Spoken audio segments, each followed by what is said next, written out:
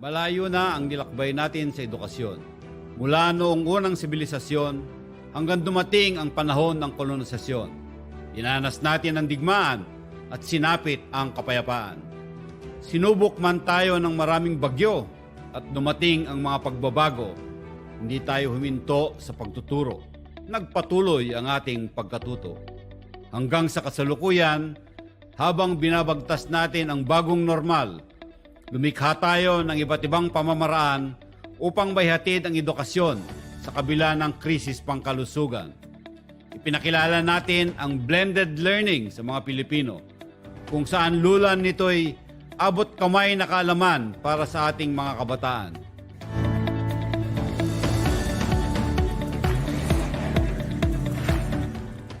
Sa anumang sitwasyon at panahon, DepEd Blended Learning ang ating magiging tugon. Pinagsama-sama natin ang 5 magkakaibang paraan ng pag-aaral. Reading is very clear about this. It's also encouraged that the learners do blending of the distance learning delivery modalities, meaning modules, DepEd TV, DepEd Online, DepEd Radio at Classroom. Sa pamamagitan ng mga pamamaraang ito ay masisiguro nating magpapatuloy ang edukasyon kahit pa may pandemya, kahit may armadong tunggalian o anumang uri ng sakuna sa ating bansa. Sa panahong hindi maaring gamitin ang ating mga silid-aralan, hindi pwede ang classroom instruction o yung face-to-face. Pwede pa ring manatili ang mga guro't mag-aaral sa kanilang mga tahanan at matuto pa rin gamit ang tinatawag nating modules. Ito ang una sa 5 paraan ng pag-aaral ngayon, kung saan printed materials o digital files ang maaaring gamitin upang matuto. Ang printed modules ay binubuo ng self-learning materials o SLMs, textbooks, supplementary reference materials, activity sheets at guides. Yan yung mga naka-imprenta. Samantalang ang digital files naman ay mga soft copies ng mga printed modules, mga episodes sa TV at DepEd Radio, yung mga Open Educational Resources o OERs. At lahat ng yan ay nakapaloob sa USB plus disk o hard drives or hard disk o nakasave sa mga CD o DVD na dinidistribute sa mga bata. Kung may telebisyon naman sa tahanan ng mga guro't mag-aaral, maaaring isabay ito sa paggamit ng modules dahil ang mga araling nakasulat dito ay nakasunod sa bawat episode ng DepEd TV. Pwedeng subaybayan ang mga leksyon ng ating teacher broadcasters sa IBC 13. Nandun yung DepEd TV. Hanapin lamang yan sa ating mga cables o sa CATV, sa cable TV networks, sa ating mga direct-to-home o mga black boxes o yung DTT na tinatawag, yung direct terrestrial TV o mga satellite dishes. Simula Lunes hanggang Sabado ay umeere ang mga asignaturang pang-kinder hanggang grade 12, pati ALS o Alternative Learning System. At kung sakali mang hindi maabutan ng mga bata ang mga aralin sa takda nitong oras, maaaring ulit-ulitin ang episodes ng DepEd TV sa pamamagitan ng pag-access sa DepEd online platforms. O tawag natin dyan yung DepEd Online.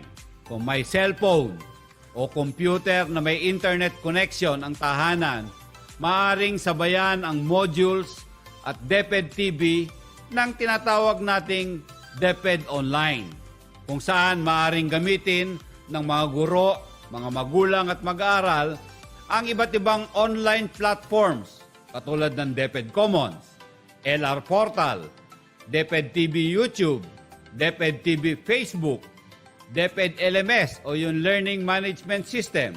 Nandyan din yung paggamit ng Google Hangouts at Classroom, yung Microsoft Teams, at yan ay ginagawa sa pamamagitan ng local wide area networks na mayroon sa iba't ibang lugar. Sa DepEd Online rin matatagpuan ang mga electronic copies ng SLMs, mga episodes sa DepEd TV at radio, OERs at iba pang materyales sa pag-aaral na madadownload at mapapanood kahit anong oras. Samantala, kung wala namang TV o wala namang internet connection, subalit mayroong radyo, maaari ring itong gamitin sa loob ng tahanan. Maaaring mapakinggan sa DepEd Radio ang mga araling ipinalalabas sa DepEd TV. Mas epektibo kung ang pakikinig sa DepEd Radio ay sasabayan ng modules o pagbabasa ng mga materyales na hawak ng mga bata. Ang mga araling nakasulat sa printed modules ay tugma sa mga araling ibo-broadcast sa local radio station. Alamin lamang sa eskwelahan, sa teacher o kaya sa dibisyon kung ano mga local radio stations ang magpapaere ng DepEd Radio. Yung iba nga ay handheld radios ang ginagamit. Tandaan na ang module, printed man o digital, yung DepEd TV, DepEd Online at DepEd Radio ay magkakatuwang sa paghahatid ng karunungan sa mga mag-aaral. Importante ang kombinasyon ng mga ito upang maging epektibo ang tinatawag nating blended learning. Ibe-blend mo yung isang modality sa ibang modality. Ibe-blend natin o pagsasamahin natin yung printed module sa DepEd TV, sa DepEd Radio o kaya doon sa online. Kaya pwedeng kombinasyon ang tawag natin dito. At kung maaari nang bumalik sa paaralan para sa face-to-face classes, kung pwede nang magklase sa mga paaralan, yung modules, DepEd TV, DepEd Online at DepEd Radio ay may halaga pa rin dahil ito ay gagamitin pa rin, mas madaling matututo ang mga bata at matulungan sa mga pagtuturo ang mga guro. Sa pagbabalik tanaw man sa mga leksyon o paggawa ng mga takdang aralin, mas magiging magaan ang edukasyon para sa lahat dahil mas marami ang mga paraan, iba't ibang mga modalities. Hindi na magiging limitado sa silid-aralan ang dapat matutunan ng kabataan. Magmula ngayon, ang DepEd Online at ang DepEd Broadcast ay makakasama na natin sa biyahe ng edukasyon. May makakatuwang na sina mama at sir sa pagtuturo. Mas panatag na ang loob ni nanay at tatay dahil masusubaybayan nila ang kanilang mga anak at mapapanatiling ligtas sila sa loob ng mga tahanan. Malayo na ang mga nalakbay natin sa sistema ng edukasyon at sa patuloy nating biyahe at bayanihan, sisiguraduhin nating walang bata ang maiiwan. Magtutulungan kami para magpatuloy ang edukasyon. Ito ang biyahe edukasyon our journey towards blended learning.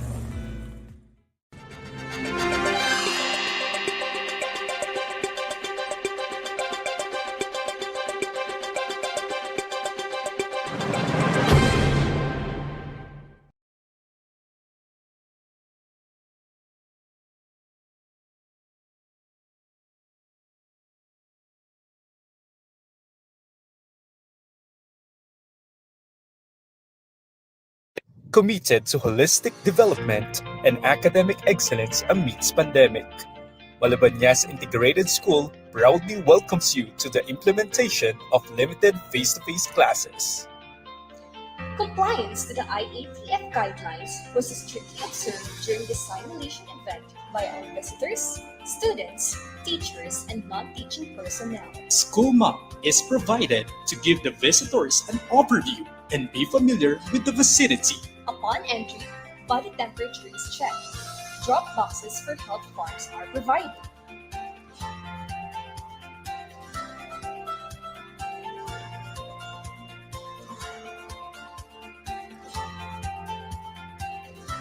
The covered court would be utilized for distribution of modules for modular students and as a waiting area for parents and guardians. In case a student's body temperature is higher than 37.6, they are asked to go to the triage area. After 15 minutes, their temperature is going to get scanned again. If the student's temperature goes down to 37.5 or lower, they are allowed to go to their classroom. If it stays the same or gets higher, the student is getting escorted towards the holding area close to the school clinic, where the school nurse is awaiting. Classrooms are disinfected regularly.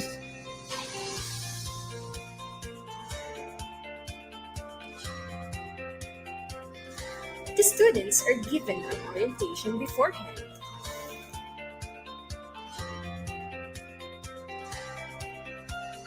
Malabanyas Integrated School ensures the safety of the students and the teachers by having them follow these steps. Step 1. The students fall in line while maintaining 1 meter of physical distancing. Step 2. Wash hands at the hand washing station. Step 3. Scan body temperature and disinfect with alcohol.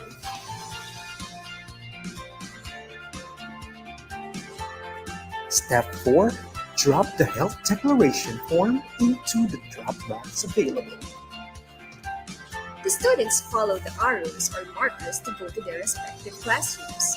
Once again, they are required to scan their temperature and disinfect with alcohol.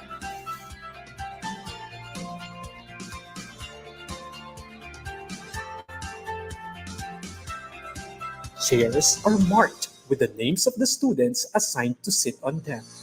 Switching of seats is strictly not allowed. Students are required to bring their own pen and paper.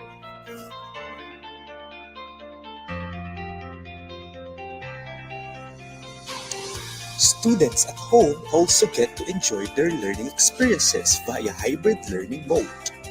Hybrid learning is an educational model where some students attend class in person, while others join the class virtually from home.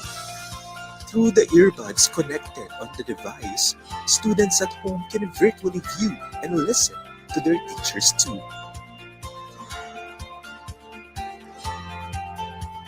The students keep their schoolworks with them all throughout the day until it's time to go home. They drop their modules into the assigned box near the exit of the classroom.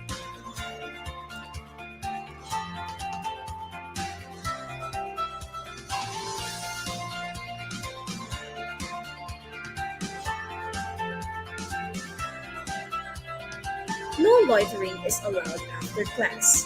The students are required to go straight home.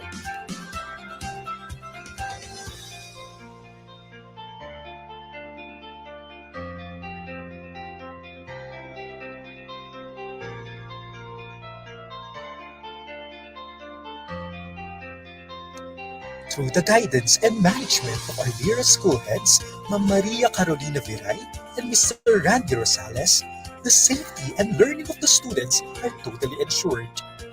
They create conditions to encourage the MIS staff, teaching and non-teaching personnel to unfreeze and learn new ways of serving the students and community's evolving needs.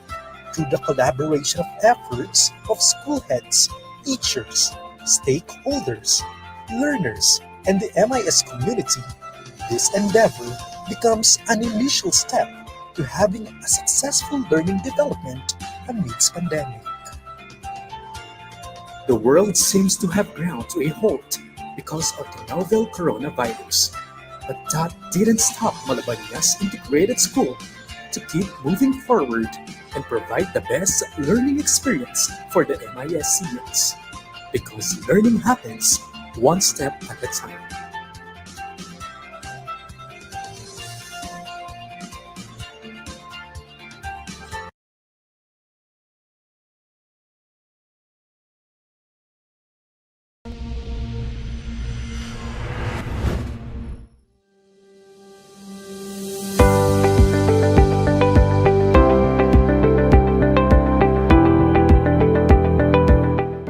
Sa pagbabalik eskwela ng ating mga anak, narito po ang ilang paalala.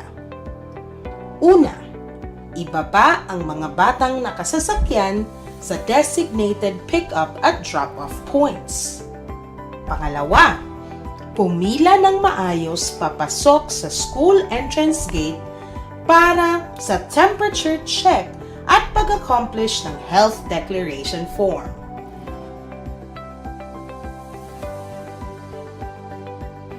Pangatlo, kung may ubo, sipon, hindi normal na temperatura o kahit alinman sa mga simptomas ng COVID-19, pagkapasok pa lamang sa entrance gate ay dadaan muna tayo sa mga designated screening areas tulad ng triage kasama ang school nurse. Pang-apat, kung wala namang health issue ang bata, ay maaari na siyang pumunta agad sa kanyang classroom. Sundan lamang ang mga directional signs. Panlima, pagkarating sa may pintuan ng classroom ay pumila ulit para sa pangalawang body temperature check at iwasan ang malapitang salubungan. Ika nga, observe social distancing. Pang-anim, kapag nasa loob na ng classroom, hanapin ang upuan na may pangalan o numero ng bata. Pang-pito, sa unang araw ng face-to-face classes, ibibigay sa guro ang kanyang ID at ang parents' pass ID. Sa bata ay isang parents' pass ID lang ang ibibigay. Pang-walo, ipinagbabawal ang paggala-gala sa loob ng classroom. Maaring makipag-usap sa kapwa mag-aaral pero may social distancing at nakasuot lagi ang face mask. Pang-siyam, ilalagay ng mga bata sa designated trays ang mga activities na natapos na nila. 10. Sa unang araw ay babasahin ng guro ang kanyang class rules.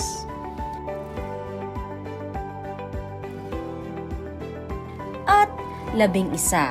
Pagkatapos ng klase ay tahimik na lalabas ng nakapila ulit ang mga bata sa classroom.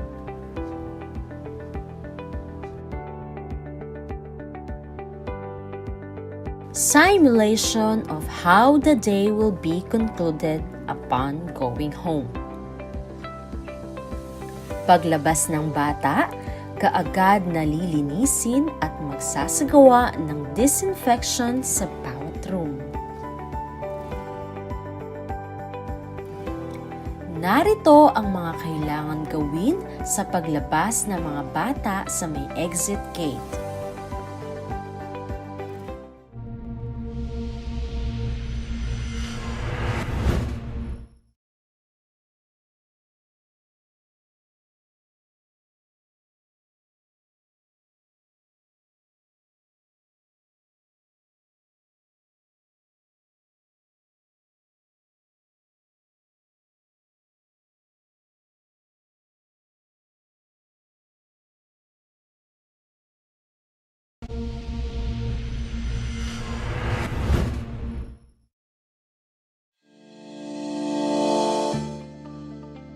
When the COVID-19 pandemic struck the country, the Department of Education has been working on ways to alleviate the various challenges during distance learning.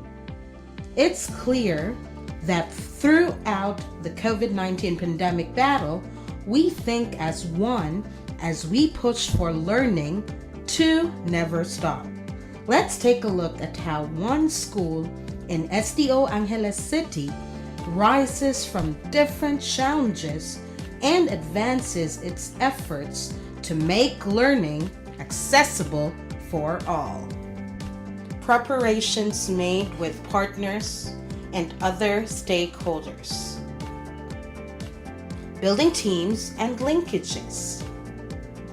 Gathering members to form the school composite team. Evident planning of the teachers with the guidance of the school head through consecutive consultations and meetings. Construction of 3 major school plans, such as the implementation plan, contingency plan, and the communication plan. Sustaining partnerships.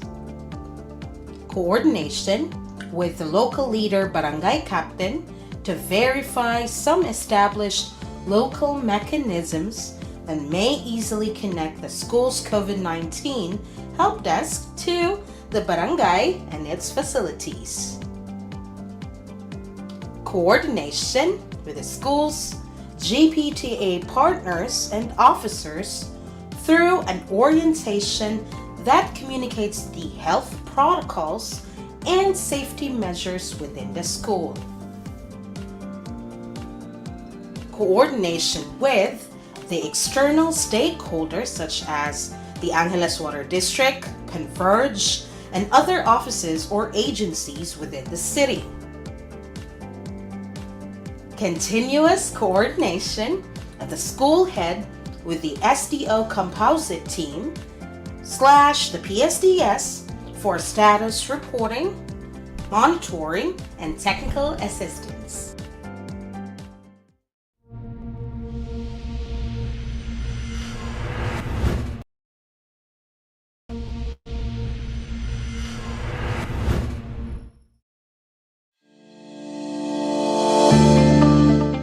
Magandang araw po sa ating lahat.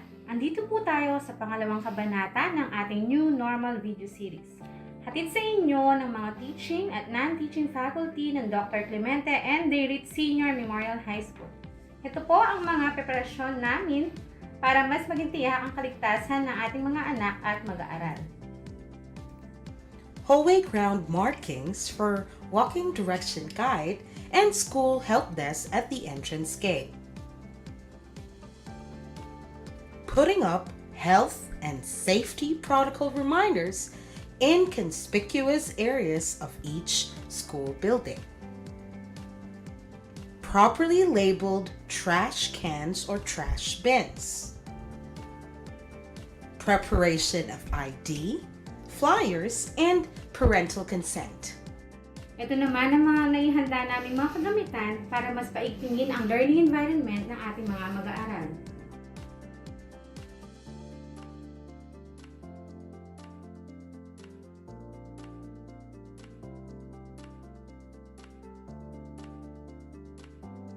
Bagamat nakakapanibago mang-isipin ng mga pagbabago sa loob ng paaralan, andito po kaming mga guro na handang magbigay serbisyo para sa inyo na aming mag-aaral at sa inyong mga magulang.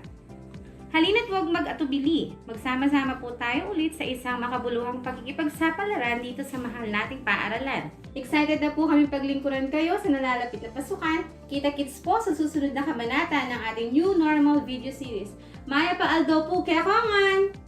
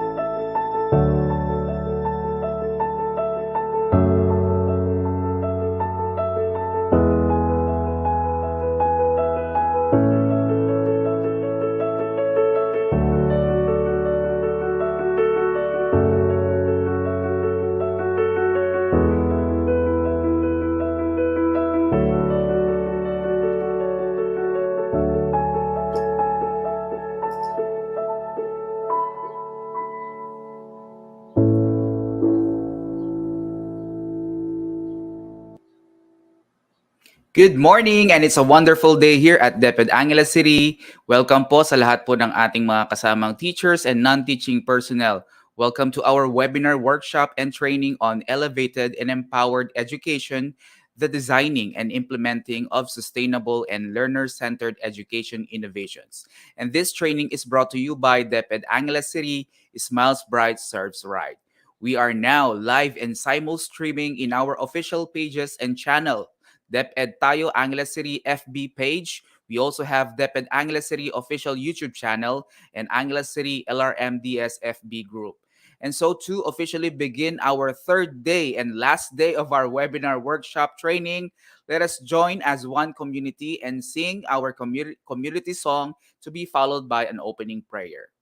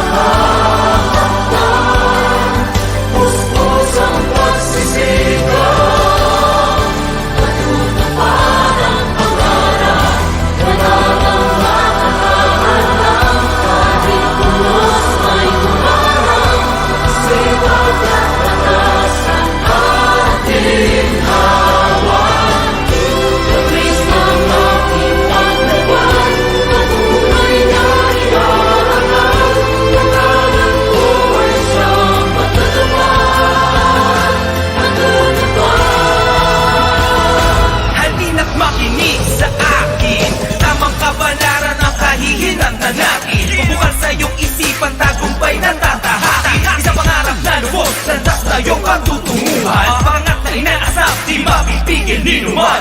Maaabot lahat ng iyong inaasam.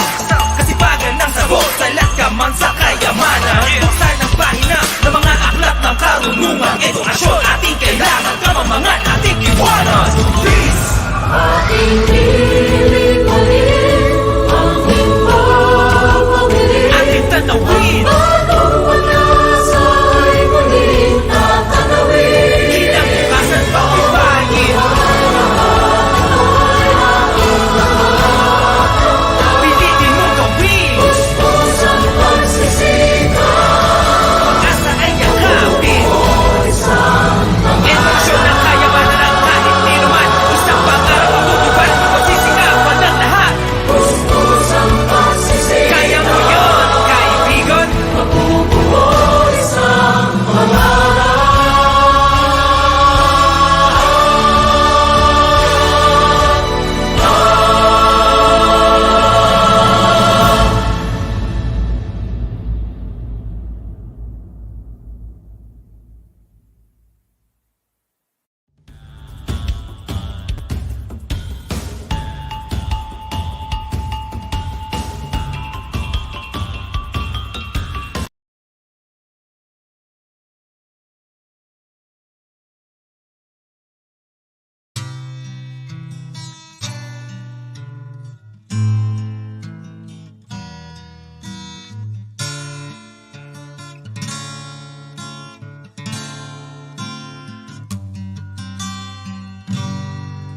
Sikoy ko kami gimu tolangit.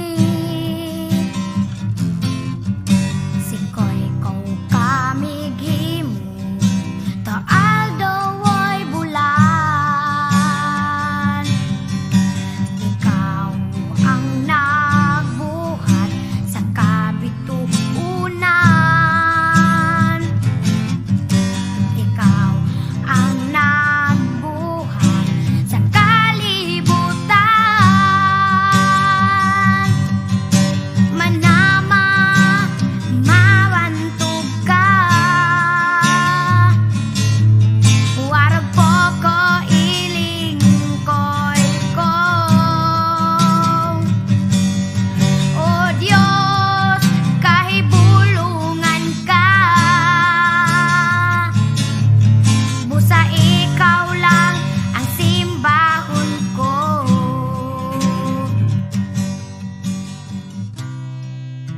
أعوذ بالله من الشيطان الرجيم بسم الله الرحمن الرحيم فقال ربكم ادعوني أستجب لكم آمين يا رب العالمين الحمد لله رب العالمين الرحمن الرحيم مالك يوم الدين إياك نعبد وإياك نستعين اهدنا الصراط المستقيم صراط الذين أنعمت عليهم غير المغضوب عليهم ولا الضالين آمين اللهم اجمع شمل المسلمين والكريستيان واللومد في مدينة دباو وسلم دائما مجتمعنا هذا بالسلم والأمن والتقدم في بلدنا هذا آمين يا رب العالمين ربنا لا تزغ قلوبنا بعد إذ هديتنا وهب لنا من لدنك رحمة إنك أنت الوهاب ربنا إنك أنت الوهاب ربنا آتنا في الدنيا حسنة وفي الآخرة حسنة وقنا عذاب النار وصلى الله على خير خلقه سيدنا محمد وعلى آله وصحبه وسلم سبحان ربك رب العزة عما يصفون وسلام على المرسلين والحمد لله رب العالمين آمين يا رب العالمين.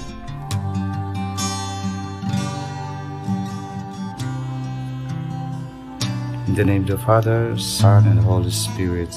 Amen.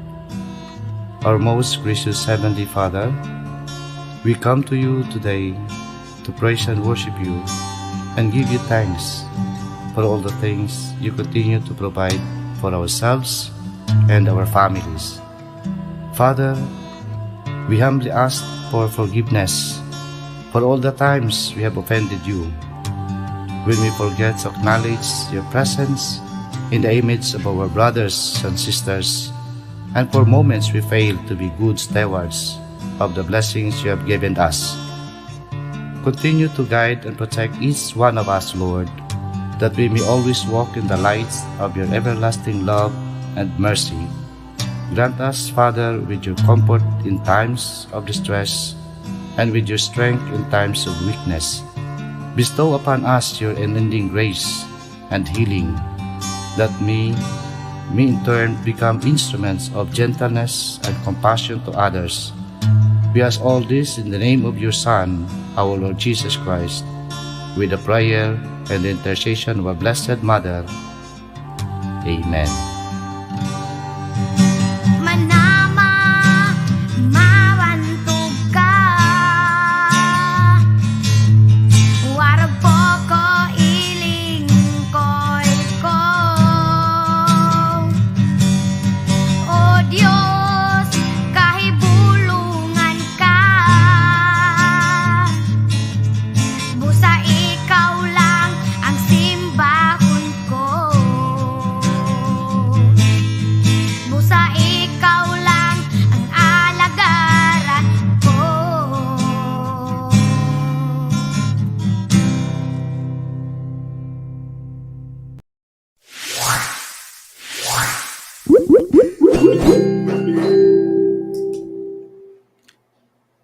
There you go. Thank you so much for tuning in again in our webinar workshop training on elevated and empowered education, designing and implementing sustainable and learner-centered education innovations, brought to you by DepEd Angeles City, Smiles Bright, Serves Right. Last time, we were given inputs, valuable inputs on how we could go about our innovation, which tackled on the empathy exercise and defining the problem. We also had the ideating and prototyping the program or project and intervention, which gave us an idea of para bang ano na siya, outline na po ng innovation na magkakaroon po tayo in the future. And also we were given some ideas on how we could measure some impacts po if in case we will be implementing our innovation.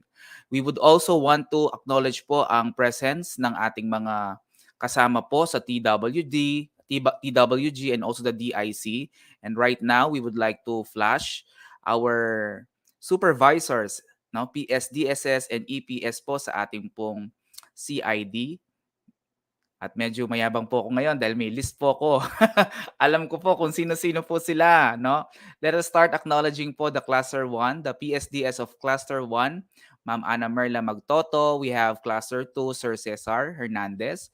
We have Cluster 3, Dr. Leonida Quinto. Cluster 4, Dr. Anastasia Nympha P. Aquino.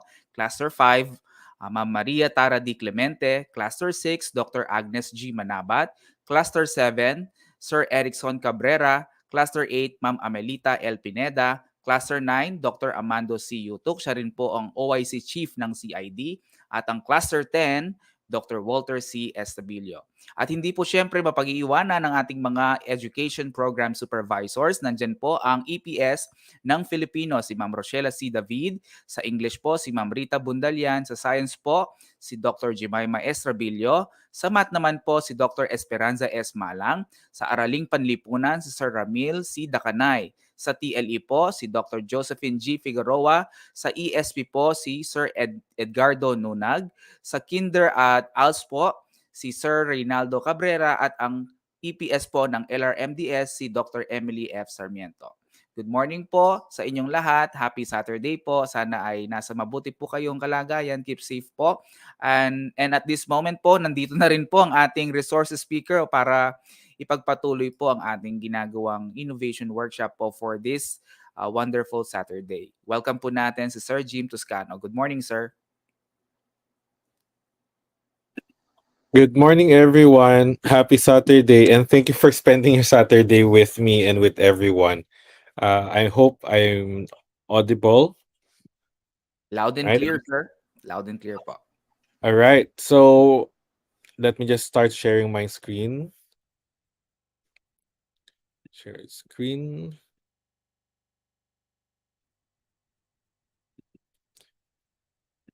All right. So good morning, everyone. Yeah, we are now on our third day, and just a recap. Sir Adrian did a recap a while ago. This is how I'm going to recap it. Day one was a brain exercise. Day one was a brain dump. Day two was a brain exercise day, and day three will be our closing day. So our brain will a little bit relax right now. There's not much input to be given by me. I will just speak about school culture and how it affects innovation implementation or education initiative projects implementation and sustainability. Then later on, a lot of the times right now will be for individual activity, but I will be online to answer some questions if you have some concern. During the individual activity, I will be showing you the final format of our education innovation pitch, and then we'll have health break, and then by 10:30 to 11:30, I hope to listen to some of the prototypes who will be sharing from you. And then by 11:30 to 12 noon, I will have some general feedback and then maybe some closure and next steps. Sir Noel, could you show the link again? We have the same link. I have already uploaded a copy of our slides here that I'm using. At the same time, a copy of the education innovation pitch template that you will be using. It's a PowerPoint template which you can download and edit. I'll show you later on. There's nothing new to it. It sorts of put lang the important information that you might want to show when you are sharing proposing your idea. I know that you have a proposal template, but for the sake of our activity, especially when the sharing of ideas later, ayoko kasi na i-share lahat ng mga nandun sa template sa worksheets ninyo. Instead, the template will be a very direct forward template that we will use for pitching. Now, let's go to our lecture. This is very quick only. This will end until 9:15. 30-minute input so that you'll have more time. I want to talk about school culture. A lot of you are teaching in a school. For our teachers or other staff and our education leaders who are not school based, think of it as an organization culture. So whether you belong to the school or or an organization or an office, think of this as a treatment of the culture and how culture affects the implementation and sustainability of innovations in our school. This is the last mark of an education innovation. So in day two, we talk about impact measurement. Now, how do we sustain it? Sustaining innovation could mean how do you make sure that it continues to thrive and grow? Hindi yung tipong napasa nyo ngayon, next year wala na. Isip na naman kayo ng bago.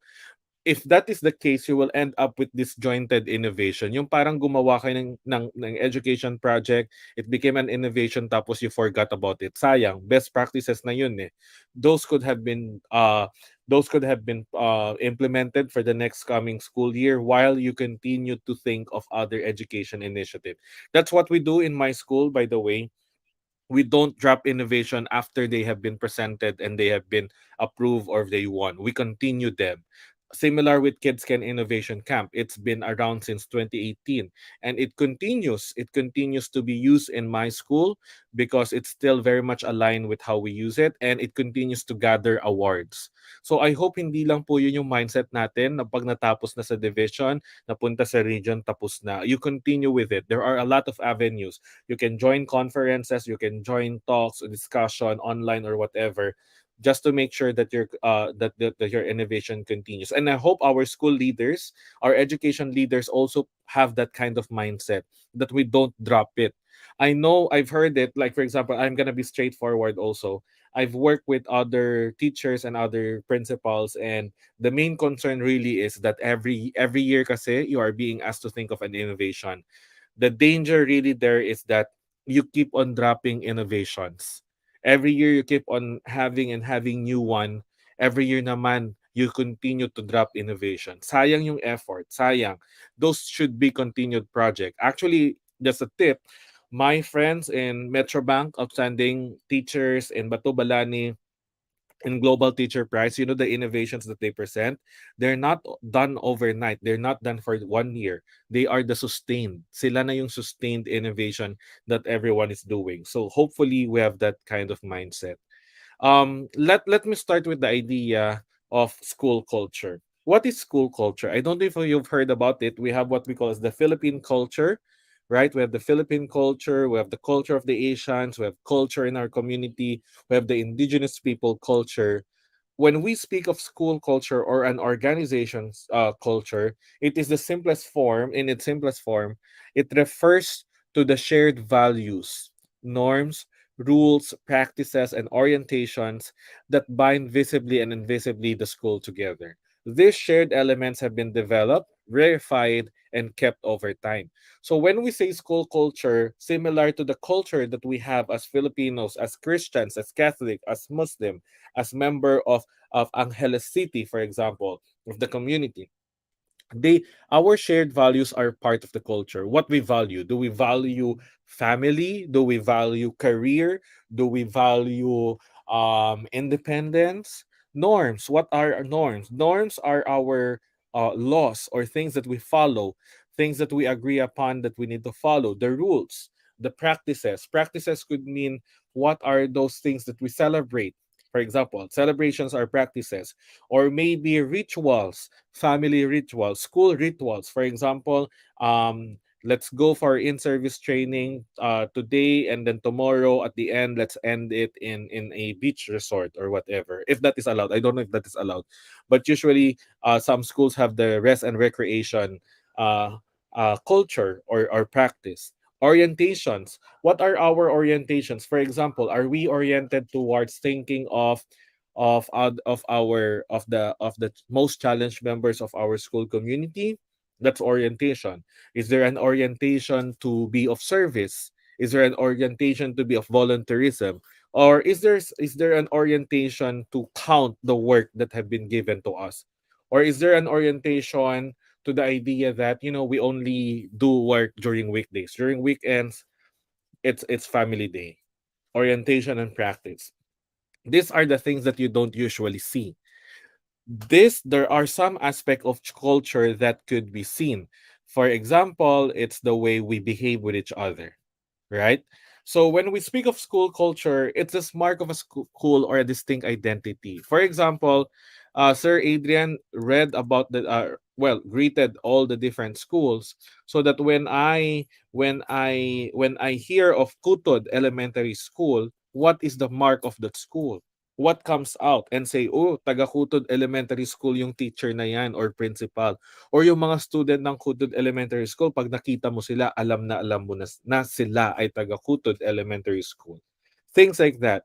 So, those are the mark of a school. For example, I remember I studied a public school in Abra, in Tayum, Abra. It's called Tayum Central School.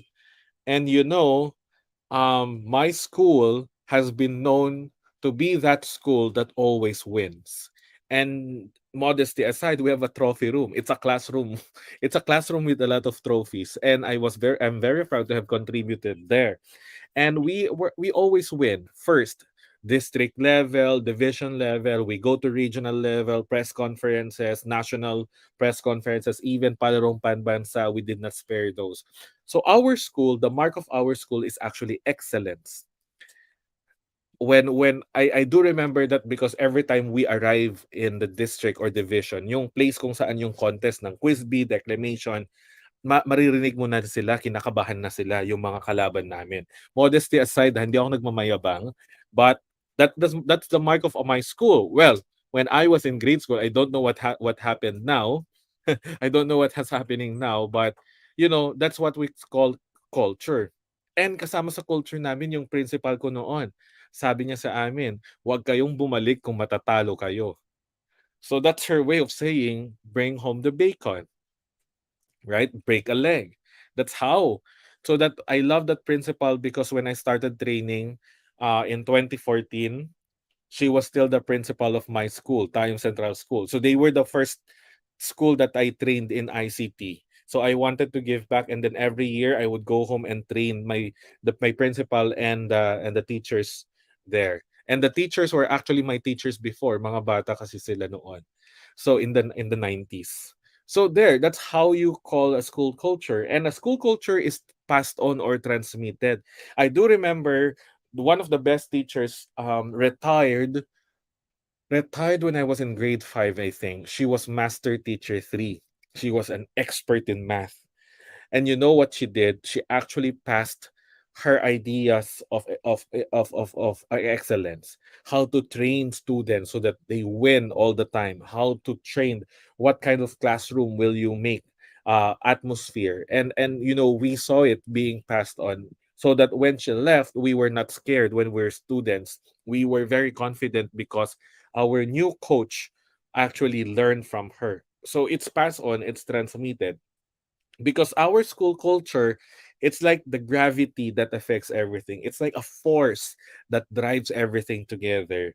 Um, School culture affects relationship, our behavior, the decisions that we make, and the expectations that we have.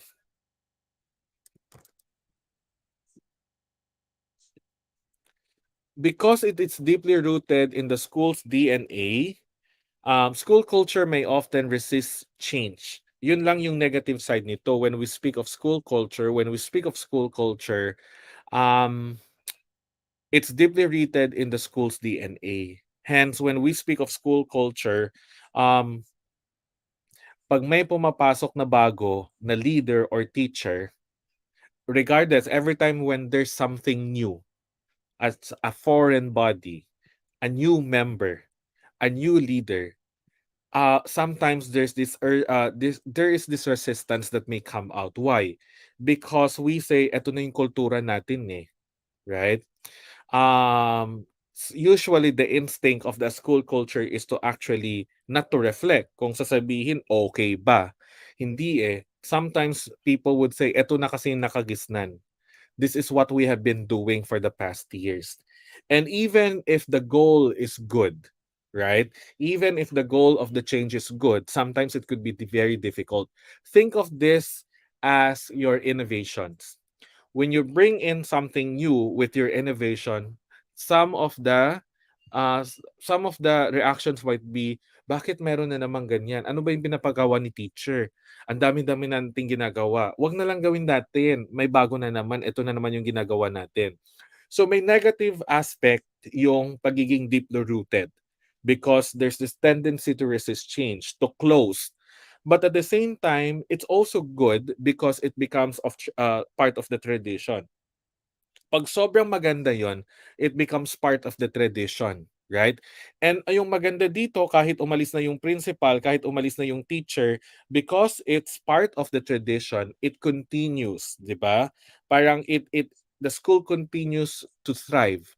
The school culture is not anchored on one person. So that mag-retire si teacher, umalis si principal, mapalitan yung superintendent, supervisor, magkaroon ng changes sa assignment, the culture remains. And that's the good thing, especially if it's a good school culture.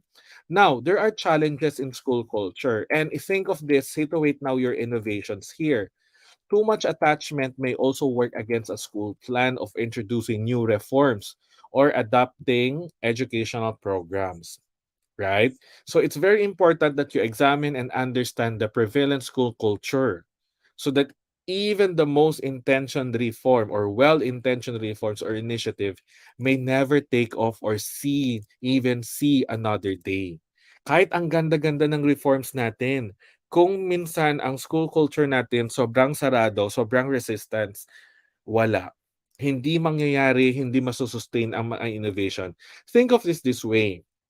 Parang kayo, may bago na kayong initiative. Trinay nyo na sa classroom nyo, trinay nyo siya with your friends in your different grade levels, ay in your the same grade levels with your fellow teachers. Paglabas niya, yung other grade levels parang iba yung reaction. Wag na nating gawin 'yan, right?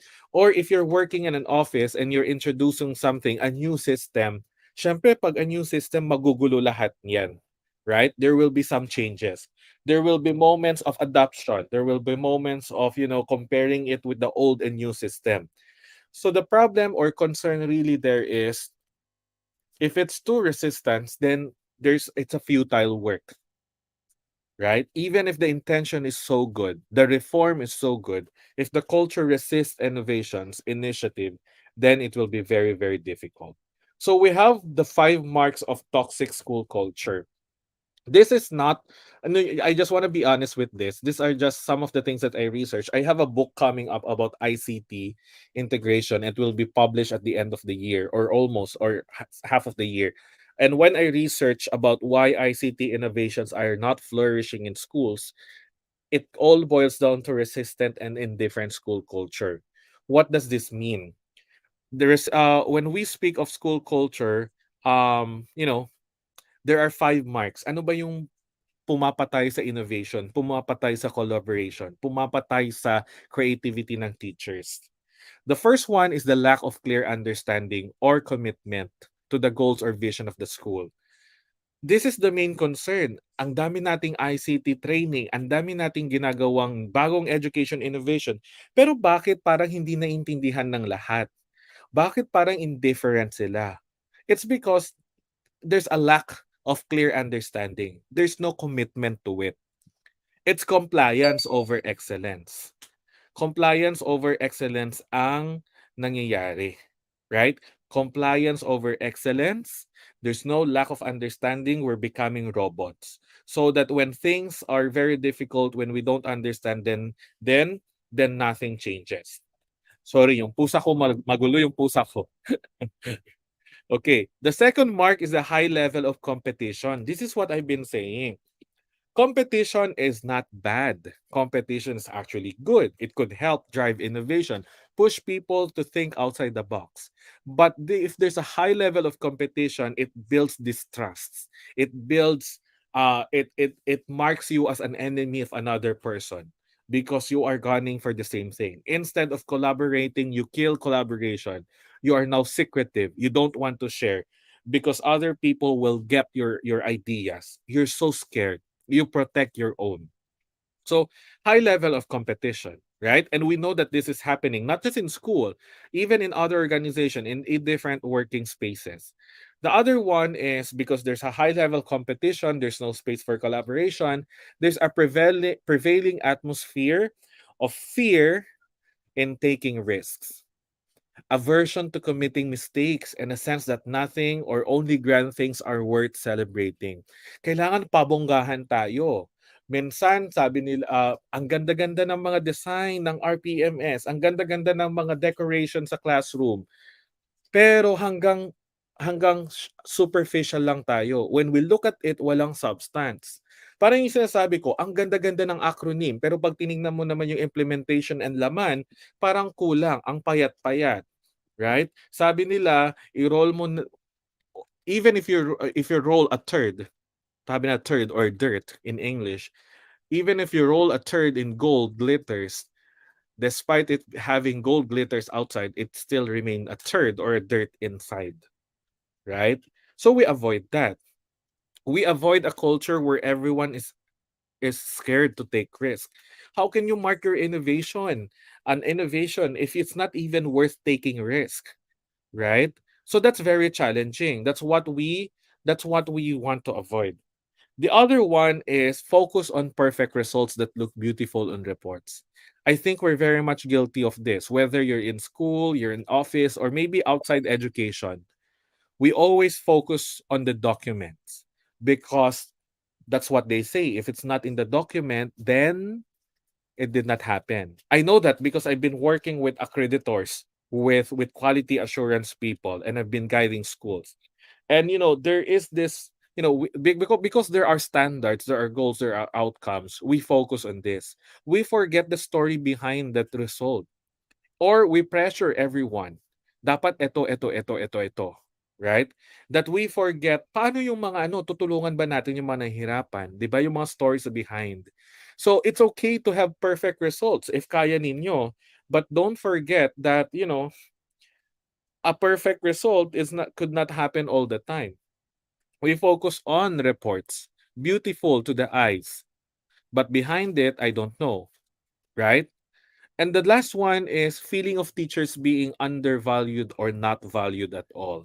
You cannot expect teachers, staff, everyone to become innovators, to become innovative if they don't feel that they're valued. If they're being treated as robots, or if they're being treated as just an ordinary person.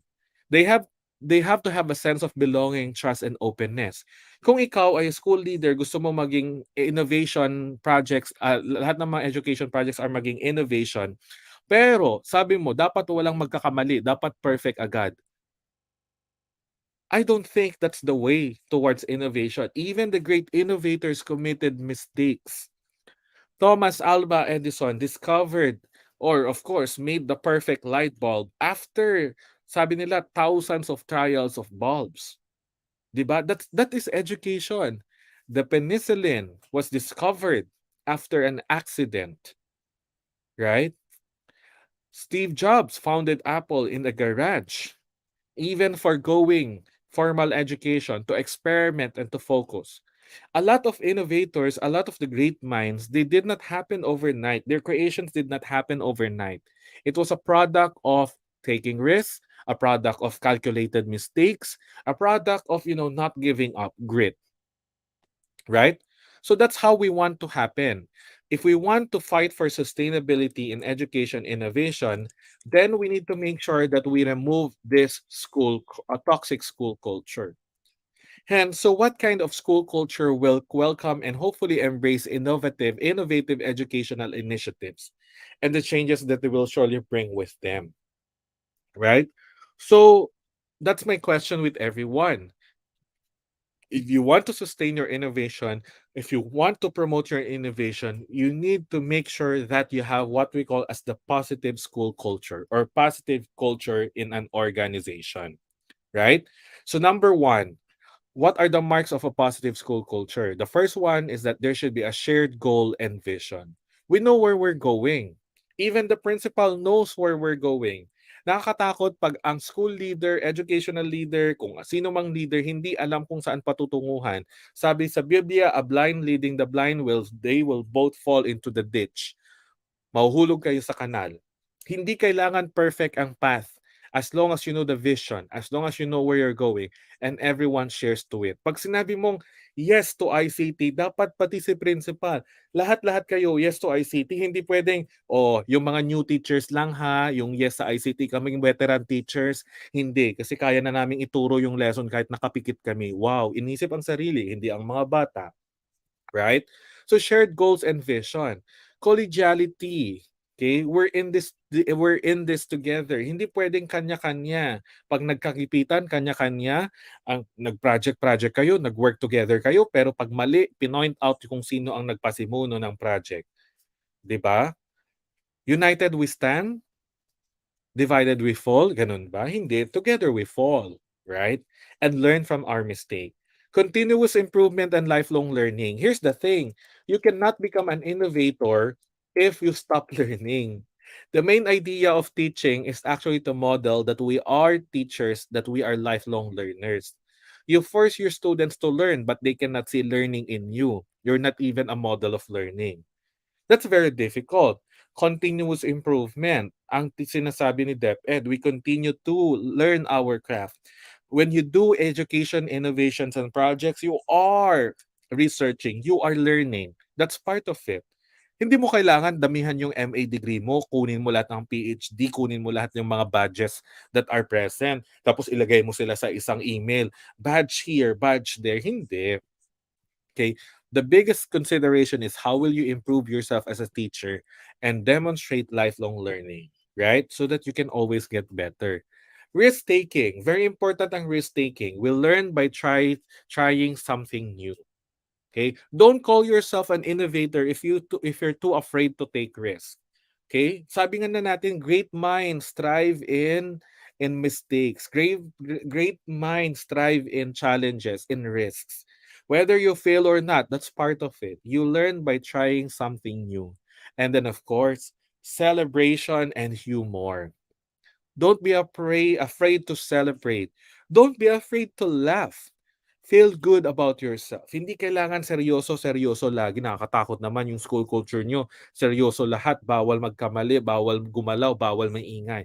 No, that's not a sustainable school culture. That's a scary school culture. Pag ako teacher nyo, magre-resign ako, alis ako. Right? We celebrate mistakes. You celebrate mistake. You celebrate success. Hindi pwedeng yung sineselebrate nyo lang yung top 1, yung best dito, best doon. Everyone needs to be celebrated. All your students need to celebrate it. So I challenge you, DepEd Angeles teachers, school leaders, please do celebrate even the littlest, the least improvement, good improvement. Every boy, every girl, every child needs a champion. every student needs to be celebrated. Yan yung job ng school. Ang job ng school hindi mag-print ng top 5, top 4, magpa-poster or whatever. No, your job is to celebrate everyone. Huwag kayong discriminatory. Feeling ko minsan discriminatory yun eh. Bakit sineselebrate lang yung mga top 5, top yung mga Bakit hindi nyo sineselebrate yung mga ibang students? Imagine nyo kung kayo yung parent na isang student na hindi naman top 5. Sasabihin ko, bakit sila lang yung ang anak ko ba hindi worth celebrating? Right? Put yourself in the position of the parents. 'Di ba? Sige, fine, aspirations yung mga yan, pero lagi na lang sila. Sa basketball nga may most improved player eh. Bakit sa school walang most improved students? Okay? We need to continue celebrating. We need to continue celebrating every teacher, every student, everyone. Okay? That is the job of the school. Okay? So think of this positive school culture and how we are able to sustain it. Okay? So positive school culture plus growth mindset plus trust and agency. This is what we need so that we can sustain our education innovation. When we bring out our education innovation outside the school or outside the classroom, when we bring them out and say, I have a lot of things to learn. When we bring them out and we see our education leaders, our school leaders saying, teacher, we trust you. You can make this decision. You're taking risks. We will support your innovation. That is how we sustain education innovation. We don't kill them through competition, a high level of competition, no collaboration, or whatever. Everyone needs to contribute, needs to make sure that we have a positive school culture. Positive school culture, hindi lang teachers ang affected dyan. It actually affects even our students. So kung ang mga teachers takot magkamali, ang mga bata takot magkamali. 'Di ba? Ang hirap-hirap niyan. Ang hirap-hirap niyan. Nakakatakot na culture because everyone is afraid to commit mistake. That's only my input right now about sustainability and innovation. I'm gonna stop sharing for now and then maybe open up the floor for an open forum or maybe some of the thoughts. Maybe Sir Adrian could help me gather some question and thoughts. This is only our lecture for today, so don't worry about it. Ayun. The one and only but very valuable lecture, sir. It's actually para bang ito yung spirit, no? Spirit ng innovation. That if we do not possess the right spirit, no? Kailangan good spirit ang mayroon po tayo. The culture. Culture is very important. As we all know, sir, that in culture, it is something that is collectively done. Meaning kasi kung mag-innovate tayo, it cannot only be done by one person. So there is a need for us to have that culture na kung saan it fosters culture of support, collaboration, yan, celebration. No? So ako po personally na-appreciate ko po yon. And it will definitely make sure that our teachers are motivated in doing innovations. Yan.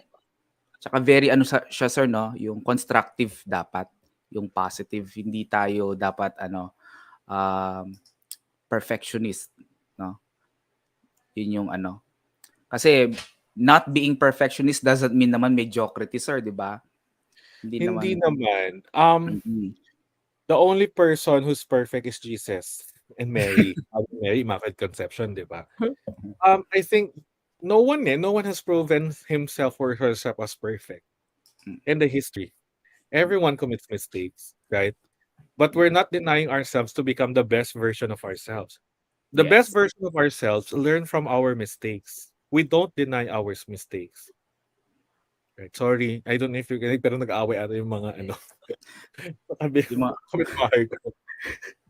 Hindi mo naririnig, sir. Okay, very good. Actually, curious ako, sir, sa pusa mo. Dahil cat lover din ako eh.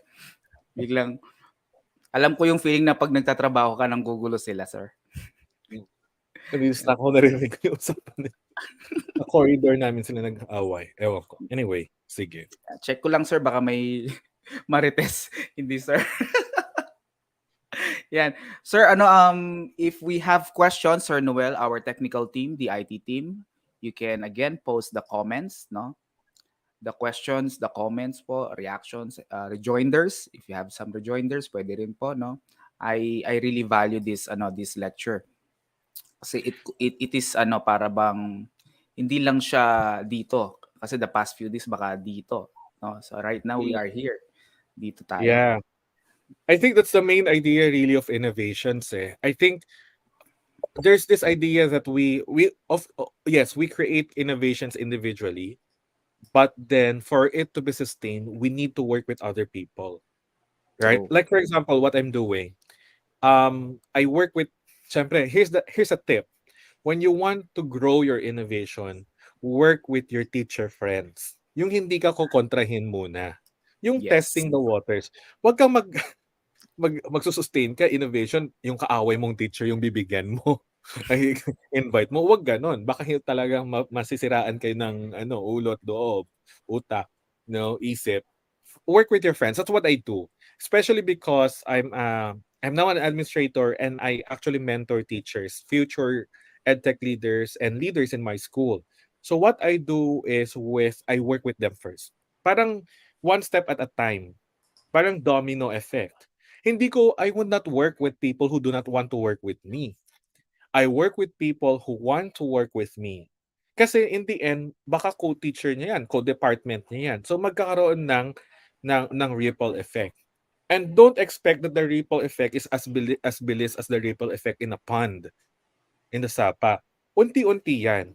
'Di ba? Syempre kasi may mga time tayo sinusundan na and that's okay.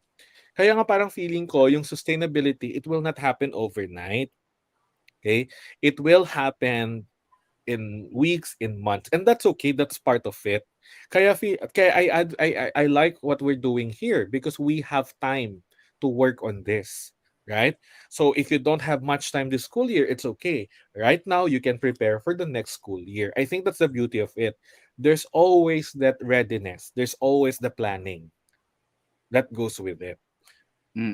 Tama po, sir. And we can always give our chance, yung our chance. Ang ibig sabihin, we can give ourselves a chance na sir, if we did not do well right now, we can still have habang may buhay, may pag-asa, parang ganun ba? No? Oo nga. Ito yung one of my advice. Teachers, sa classroom dapat may second chance. Sa school dapat may second chance. Sabi natin, the classroom is a reflection of the real world outside. Ang real world outside, minsan may second chance yan. Diba? One more chance nga sabi nila. Pero bakit sa classroom, ang higpit-higpit ng mga teachers? Isang kamali lang, isang keyboard. Parang alam mo yun, bakit parang ganun yung mindset natin? That's why feeling ko nga, we're so stuck with the idea of perfection that we forget the human behind the screen. Well, online kasi human behind the screen, the child behind every desk, the child sitting in front of us when we're on site. Parang nakakatakot kasi laging ganon yung pressure. And most of the time, the pressure comes from cascaded yan from the top level, pababa the expectation. And teachers, dapat mindful kayo. Baka kasi napapasa nyo din yun sa mga students ninyo. Right? So, parang the classroom is not anymore a space of learning. Kasi learning comes with committing mistakes. The classroom now becomes a zone of perfection. Nakakatakot yun. Yes. Diba? So we have to recognize that at some point in our life, we actually commit mistakes, no? Or probably meron tayong hindi ganun ka-perfect na nagawa. And if naalala ko talaga, sir, si Angela Duckworth, that yung growth mindset, that those people who have good growth mindset, yung may grit ka talaga, sir, na at some point of your time meron kang failure, but it's not a permanent condition, sabi nga niya. So yung mga may grit talaga usually ang nagiging successful, hindi yung mga may talent talaga. So probably it's best if you have the combination of both. You have talent and you have grit. Pero it doesn't mean naman na hindi ka ganun ka-talented. Pero if you have grit, most likely dahil sa grit mo, baka ma-achieve mo rin yung skill ng talented. Kasi you are very very enthusiastic, May perseverance ka para ma-achieve mo yung isang bagay. And in the Department of Education, sir, ako po, I would like to speak personally. There are things that hindi namin talaga kaya. We think na mahirap, But at some point, if we pursue and understand the wisdom behind of what is being asked from us, no? And if you combine it with grit, talagang makukuha mo siya, sir, eh. Maano mo siya, eh. Unless you do not really want to go beyond the comfort zone na mayroon ka. Yan. Yep. Ayan. Daming mga insights. Oo nga po, sir. Hindi ko na nabasa yung iba. Yung kanina, ayan, si Sir po ba o ma'am, pasensya na po agree with you, sir, na even if we are thinking of innovations, we should not lose sight of our main vision and mission of the school. Yan, it's actually part of our mission. Actually, ang innovation should be aligned to the vision and mission. And Ang it is, favorite sir. word natin, alignment. Ang Mm-mm. ina-anchor natin. 'Di ba? Mm-mm. It should be aligned. Tama po. Yeah. From Ma'am Marcela Jinko naman, nothing intelligent can be done in an atmosphere of fear, anger, and jealousy. Yeah. Yes. Actually, hindi ka magaling mag-isip pag takot na takot ka. Fight or flight mode yan. Yes. 'Di ba? Meron pang isa. Fight, flight. Ano yung isa? Freeze? Hindi. Tatlo ba yan? Fight, flight, freeze. Freeze ba? Ang alam ko lang sa sir, dalawa eh. May isa. Usually yung mga nag-freeze. Ang fight kasi attack the person. Ang You flight confront. run away from the person. You Yung isa, yung iba, na-freeze sila. Yung hindi nakakagalaw dahil sa takot. Ayun. Sa Kapampangan, sir, we have that term. Yung wala mengas doon. I don't know if our Kapampangan fellows here would actually understand that yung mengas doon nyo. It's actually a state of mind na para bang na blanco ka. Yes, that is the one. Blanco ka. Parang nag-black out. And meron tayo, ang millennial term or yung mga kabataan sir term nila, lutang moments. Meron sila minsang mga lutang moments din na gano'n. Parang siyang lutang na na hindi niya alam ano nga yung Ayun, kinonfirm ni Ma'am Ida, freeze nga po. Yeah. Si Maski Pops TV, siguro vlogger si sir. Yan, a strong culture will make a strong person go and survive the real world outside school. Yan. O, diba? Fight, flight, freeze. Yung freeze hindi ko alam. Yung fight and flight lang alam ko. Yan. Yan. From Ma'am Christy Liwanag, true po Sir Jim. Ha ha ha. Okay. Dapat maramdaman ng bata, hindi po yung takot, kundi yung excitement na may matututunan po siya from his or her teacher po every time na pumapasok siya. Yan. Derek Hugilon, no? We cannot please everybody. There will always be close-minded people. A teacher should have school culture over fixed culture, growth mindset over closed mindset. Yeah. Exactly. And it's okay not to please everyone. Ang mga nagpi-please lang ng everyone, yung mga vlogger, yung mga artista na kailangan may views. You don't need to please everyone. Yun yung, okay, I just need to have a comment here. Teachers, I know you love going online, TikTok or whatever. I've seen a lot of people going on TikTok, even teachers. Please don't adopt the influencer mindset. The influencer mindset kasi is a very, very bad mindset for me. Pleasing everyone, doing something just to gather views or whatever. You're not influencers. I mean, you are influencers, but you influence your students in a different Bad way. influencers ba yan, sir? Ay, nako. I don't want to make comments now, but well, teacher, you are lifelong influencers. Whatever you do now, forever na mag-Ilocano. Forever na malagip. Forever that your students will remember whatever things that you do now. In a way, you are influencers. But don't have that influencer mindset of social media people that they will do everything just to please everyone or whatever. You're not vloggers. You're not whatever. You are teachers. That's the first thing that they will see in you. Okay? So, yun. I saw that, I actually heard something like that, sir, that you are what you post. Kaya nga minsan, sir, pati yung mga recruiters, sir, yung recruitment offices, they check your social media accounts to see what kind of things you are posting, what kind of things you are sharing. Kasi it reflects your personality. I do that. when I hire teachers, because I do hiring of teachers for my department because I teach in a private school. I interview and I ask the teacher, if I open your Facebook right now or Twitter or Instagram, what are the things that we'll see? That the things that I'll be seeing. Because who you are will be a reflection or some point will reflect what we do in the school. As Mm. I really asked. Naalala ko And tuloy. yeah, Meron and ngang that's gano'n. okay. And that's okay kasi halimbawa, magtatrabaho ka sa Apple pero yung pino-post mo Samsung, Samsung, Samsung, Oo kukunin ka nga ba ng 'no. Apple? Oo nga. I mean like, it doesn't make sense. Feeling ng tao, it's their private. No, you cannot distance yourself from your work because you will in the end represent the school that you will be working on or the organization. Sabi mo, you value your school value honesty, excellence or whatever. Pero ang pinopost mo naman about, kasinungalingan, about, whatever, 'di ba? Parang it doesn't jive. Kaya minsan nakakatakot, teacher ka pero yung mga pino-post mo parang I don't know. It goes against the values of being a teacher. Sabi mo, honesty and integrity, pero yung pino-promote mo, sinungaling, magnanakaw. Alam mo yung tipo mga ganon? So difficult, right? Naalala ko po yung SDS namin, nabasa ko minsan sa post niya. Sabi niya, hindi ko po alam kung siya nga yung nag-post nun, pero sabi niya, "If you try to please everybody, you will end up pleasing no one." Sabi niya. Exactly. Yun yung nabasa ko sa post niya, which is really sensible, no? And why would you try to please everyone? Pleasing everyone makes you give up a lot of things. And most of the time, it's your authenticity. Mm. Kasi hindi Oh. naman lahat pare-pareho yung values eh. Right?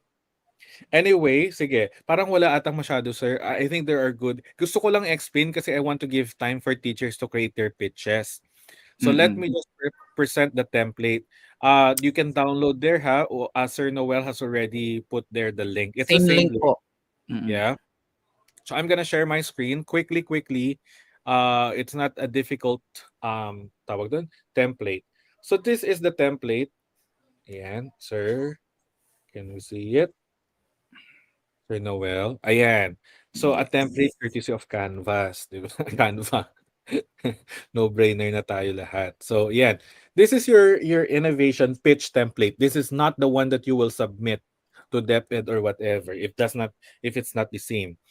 So, this is the one that you will use to pitch. It's a present. Kasi diba, minsan sa worksheets, ang dami-dami minsan, di ba? Minsan, Yes. it's just for you to help you think well. And most of the time, hindi naman kailangan makita lahat niyan. Right? Yes. It's for your own. So, you start with the title of your Edu Innovation. Ayan. And then, syempre, yung mukha mo para may ownership tayo. Ayan. Write your rationale and context. So, Context. write the rationale, parang background of your study or whatever. Remember, I Yun asked you siya. that in your worksheet. Right? Mm. So, please, wag kayong sobrang essay. Wag niyo pong i-copy paste yung introduction ninyo sa thesis ninyo or whatever. Simple lang. Simple lang. Bullet points are okay. Bullet points are okay. Now state the problem. Your problem should be, how might we? It should start with how might we blank, blank, blank. Okay, describe the problem and the persons being affected by the problem. Okay? Now, present your intervention and your solution. Describe the solution, intervention to be done, the procedures to be followed, materials needed, and the partnerships or collaborations to be made. Okay, you have this in your worksheets.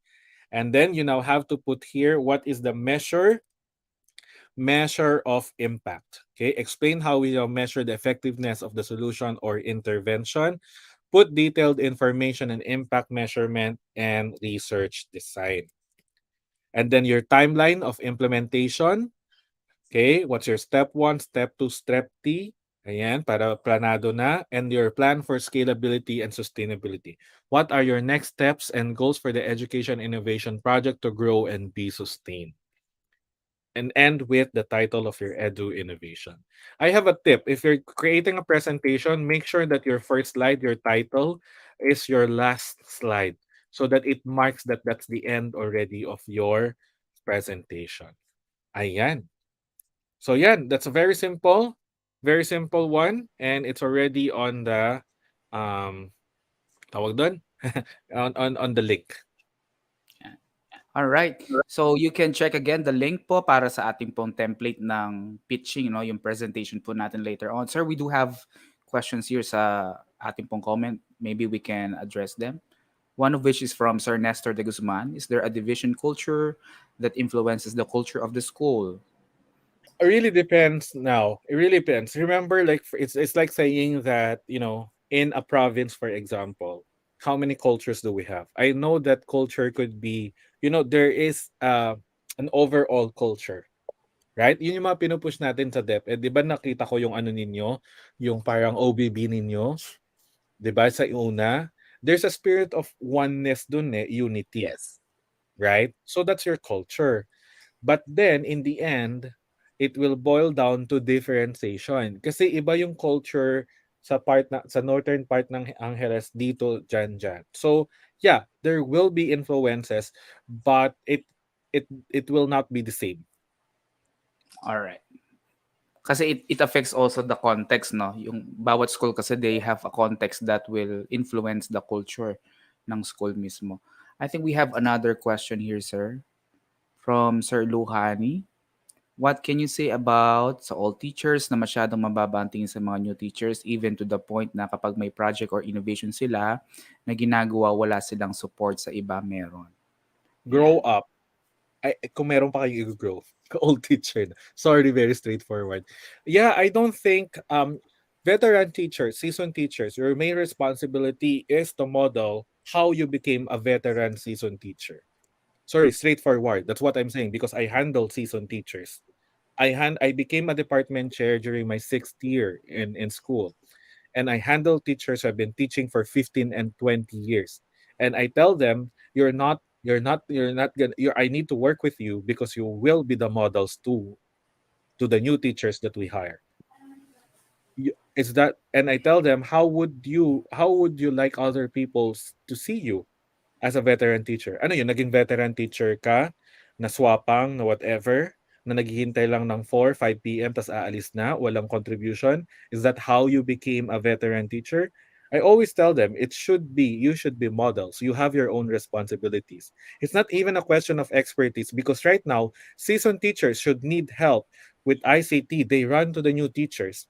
And I know, I work with DepEd San Fernando. There was a seasoned teacher, master teacher, and you know what she said? She's gonna retire, I think, a month ago, but she still attended the innovation. You know why? Because that's what she's modeling to the teachers, that they will never forget how supportive she is as a mentor. So, nag-pitch pa siya ng innovation niya. Kahit alam niyang hindi siya yung mag-implement, iiwan niya sa partners niya. 'Di ba parang 'di ba a master teachers handles a group of teachers? 'Di ba parang ganon or leads mentors? And I was so happy because makakarinig ka from veteran teachers, "Oh, anak kayo na lang kasi hindi na namin kaya. Kayo na lang, kayo mas bata." Ganon. Next time pag may promotion, kasabihin kayo ng veteran teachers, "Anak, sa inyo na lang." Hindi minsan kukunin din nila eh. So dapat fair din tayo, right? I'm being straightforward right now. But it's coming from my experience. I've worked with young and veteran teachers, and I always appreciate the veteran teachers, the seasoned teachers who model how they became veteran and seasoned teachers worth emulating, right? Worth emulating. Pero let's not all put veteran teachers who do not want to, model or whatever into bad light. You know why? Because remember, parang mga bata yan. Baka kasi lumaki sila sa isang kultura na ganun din ang trato sa kanila. Right? So we should stop the vicious cycle of things like this. Right? So kung veteran teachers, I'm appealing, seasoned teachers, what kind of legacy will you leave to that school? Or are you that type of teacher na nag-retire, nakalimutan na ng lahat? Yung hindi tatawagin pag may reunion or whatever kasi nakalimutan na. Huwag namang ganun. Right? So I'm bringing it back to you. Right? Support each other. Kailangan yan. So, I think sir we have to combine, ako as Yeah, halimbawa bagong we have to combine the wisdom from seasoned teacher and the energy from the young teachers, no? And that yeah. will They definitely always be have this. They always have this quotation: "The youth is wasted on the young. The wisdom is wasted on the old." So share the vigor, young people. Share the vigor, share the energy. mm, Hindi ko sabihing older people. Veteran teacher, share the wisdom. Ganun lang yun. Akala nyo the youth is wasted on the young. May quotation din. The wisdom is wasted on the veteran. Kasi hindi yeah. sinishare. Yeah. From Ma'am Rachel Henson Bondok. Ask ko lang po if pwede po kaya dalawang tao sa isang innovation. Pwede after this, but not this. Because I want you to acquire the individual skills. Parang ganito lang yan, potluck lang, picnic. Hindi pwedeng share kayo sa pagkain. Magdala naman kayo ng kanya-kanyang pagkain. So learn individually the skills first. After this, pag nag-propose kayo, pag sabi ng DepEd head ninyo pwede, yun pwede. But for now, individual muna tayo. Learn the individual skills first. Okay. Ma'am Ronila Balangkit, Q po. What do you think the biggest challenge of teachers to do or create innovations in school currently, and how can we deal with it? Yan. To be honest, you know na the answer, tinanong na before yung time. Yung time. Kasi wala namang teacher na na hindi busy, lahat busy. Diyan yung makikita kung sino yung nag-step up, yung nag-stand out. Kaya sabi ko sa inyo, huwag niyong hilain pababa, huwag niyong sabihing pabida-bida, Jollibee siya, just because may time siya mag-innovate. Pinili niya yun eh, 'di ba? 'Di ba Sir Adrian, pinili niya maging single para lang mapag-innovate. Huwag niyo naman siyang kontrahin, 'di ba? Yun na yung love life niya, 'di ba? Yung paggawa ng innovation. Time lang 'yan. But I know a lot of teachers who have family or whatever, they still try. They make sacrifices one way or another. Sabi ko nga sa school namin, ito yung mark of what's an excellent teacher. Because in our school, we know that they're very good teachers. We train them. We're confident. But not everyone can become an excellent teacher. And this is just one of the marks of being an excellent teacher, right? Innovator. Whether we like it or not, everyone can become an innovator, but the impact of your innovation also matters. Yes. 'Di ba? So, Right. yun. Yan, kung may baliw na baliw sa research, meron na rin yung baliw na baliw sa innovation. Oo, meron 'yan. Tsaka huwag niyo nun silang kokontrahin. Yun nga, lalo na 'pag sasabihin niyo, "Unfair kasi wala naman siyang ibang ginagawa." Hoy, hindi yun. Baka nag-sacrifice siya ng love life at mga dates. Lahat tayo may gini-give up, 'di ba? Gi-react si Ma'am Ida. Ano, Ma'am Ida? Alin ka doon? Yung nag-i-innovate o walang love life? Ayan. Ayan. I think we need to give more time to our teachers po ata so that they can Yes po. I'll check kung downloadable po yung template, Sir Bale, no? Yes. Yeah, so Downloadable. so you cannot It's duplicate it sa mismong website ng Canva. I know it's not a Canva, so I don't kasi baka may mga teachers tayo who cannot do offline. Yeah. Right. Oo. So kailangan cannot do it online. Online. So pina-ano ko na PowerPoint. Ayan. Okay, right now we are in a working mode, sir, no? Working mode para makapag-prepare po tayo sa ating pitching later on, and we have already identified, no? Meron po tayong mga identified ng mga teachers, personnel po na mag-share po ng kanilang prototype using the template provided to us by Sir Jim, no? We still have the same link. All of the lectures, the handouts and templates can be found in the same link. So, pwede nyo na pong in-download yung mga yan for future reference. And paano po ang setup? Papasok po sila sa StreamYard. They will be provided with the link po na gagamitin or para makapasok po sila dito. Siguro habang naghihintay po tayo, sir, I'd like to make some reminders po, no? Well, apparently we are only until 12 noon. Hindi po tayo whole day, 12 noon po tayo. So, make sure po nakapag-attendance po kayo, and we will be routing. I don't know if it is in a form of a link or a document. We do have a template that will show po yung names ng nakagawa ng outputs, no? Kasi yung mga may outputs po, yung mga nag-comply will be provided with certificate of participation and recognition. Yan. So make sure po may output po kayo at makapag-attendance po kayo. No, you will be submitting it through your ICT cohorts, yung mga technical lead nyo po sa school. So hindi po namin kayo nakikita, pwede po kayo makipag-communicate sa kanila. So yun nga po, gaya na nabanggit ko, yung mga nag-submit po ng outputs po ang makaka-receive ng Certificate of Participation and Completion.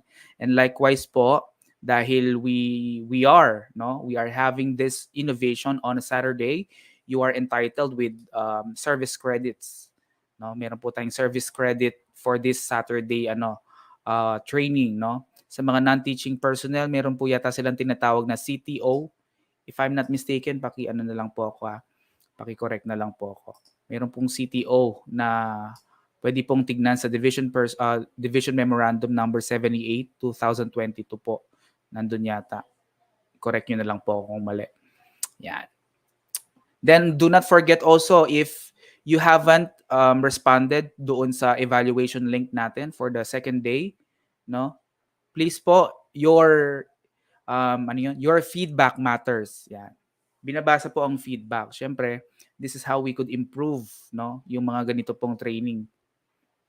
Sana mag-respond po kayo. And of course, yung pong evaluation link natin later on for the third day. Yan. Any other announcements po? Sir, they can continue the work until 10:30. Mag-working break na lang din sila. Working break. Ayan. While you're sipping your coffee, ganun. And standby lang naman tayo, sir, no? Kung may questions sila, clarification, you can just request your technical lead to post your questions sa comment section. Yeah. And certificates will be coming from the division. If I'm not mistaken, we have like 2,000 participants. More than or less than, hindi ako sure. No?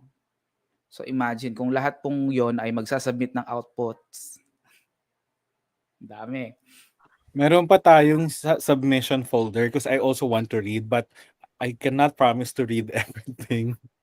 That's why I want presenters later so that we can give general feedback. So parang maramihang feedback. So 4 presenters are okay as long as we can take a look at them. So yun. 3,000 na daw, sir. Dagdagan. 3,000 teachers. Yan. Okay, habang nag-work po tayo, working break po tayo, pwede po kayong uminom ng kape. Yan. And I'd like to recognize po the presence of our ASDS. Andito po siya. No? Nakikipagtiis po sa atin ang ating pong chairman ng Division Innovation Committee, si Ma'am ASDS Dr. Fernandina P. Ochenko. Good morning po, ma'am. Pwede kaya natin siyang ipasok ng mabilisan para makapag-greet. Ayun. Good morning, ma'am. Good morning po. Hi, ma'am. Opo, good morning po. Yan. I am in the office kasi wala pong internet connection na sira. Internet Kaya pala familiar. Kaya nagmadali ako magpunta talaga dito sa office. Good morning po, Sir Jim, and thank you so much. Morning, ma'am. Ayan si ma'am, modeling. Modeling. Opo. Hello po, Sir Adrian, and good morning po to all the school heads. Ma'am SDS is also watching po, is with us. No? I was with her yesterday during our remand comment. She is with us. No? So good morning po, dear school heads and teachers, innovators. Yan, good morning po. Yan, kompleto sa po tayo. Sir Noel, thank you and Madam Lay. O nga, ba't hindi kayo magpakita sa screen ng mabilisan? Ating yung mga innovation committee, yan, no, di ba? Good morning, Ma'am Lay. No, maaga kami nag-uusap ni Madam Lay. Sir, meron po tayong mga Sir Jim, meron po tayong nakuha po na sasama sa atin. Papasukin po natin sa StreamYard para po yung pitch elevator ba yun? Tawag doon. Elevator pitch. Elevator pitch, di ba? No, sir. Para Pwede po mong gawin yun, ma'am. Pag may napag-usap sa'yo, sabi mo, you only have 2 minutes to present to me. Ganun. opo. Naka-ready po sila, Sir Jim, para naman po para po what's this, ma-entice at saka ma-encourage po yung ating mga co-teachers and mga school heads po natin po, no, na gayahin po nila sila na malakas ang loob, no? may tibay ng loob, ha? At talagang sasali po sila sa atin yan. Real talk ba yung tawag ni Ma'am Ida yata kanina? Thank you, Sir Jim. No, huwag niyo po kaming bibitawan, Sir Jim, hanggang sa aming search for Yes po. best patients. Thank you po. Thank you so much. Ma'am SDS, good morning po. And mga unit heads, good morning. Sir Edgar, good morning po. And Sir Mandy. Yan. So, thank you po. Good morning, good morning. Yeah. It's Magbuso a na. wonderful Good morning, Saturday. Lay. Good morning Ang po. deadline po ng output ay ngayon Thank din, you po, ma'am. madam. The deadline, I wanna say today, pero ako kasi okay lang naman, it's online naman eh, they can upload. Pero sana gawin nila. They don't need to submit a perfect, pero importante kasi hinahabol natin yung yung Yes. plano nila. Si ma'am, baka si ma'am makapagsabi niyan. Ma'am, Yung final. after this po ba, after this innovation, so ano pong ways forward natin? What can we expect po in the future po ba, ma'am? Hindi, meron po kaming pinipare po na mga criteria po. No? So we will be launching the search for the best innovations po, sir. So in terms of structure, in terms of curriculum po, no, content, and in terms of system. So just like what the regional office po, no, had last year, so that we can already have our entries po. This year, we will be sending entries and we will be guided po, no. Ang kasama rin po nating magme-mentor si Sir Jim sana, sir, and he is also one of our judges po. Yan, sa most search for the most outstanding innovations in terms of yun po, structure po, no, yung parang yung sa learning environment, sa systems po, and sa content po, sir.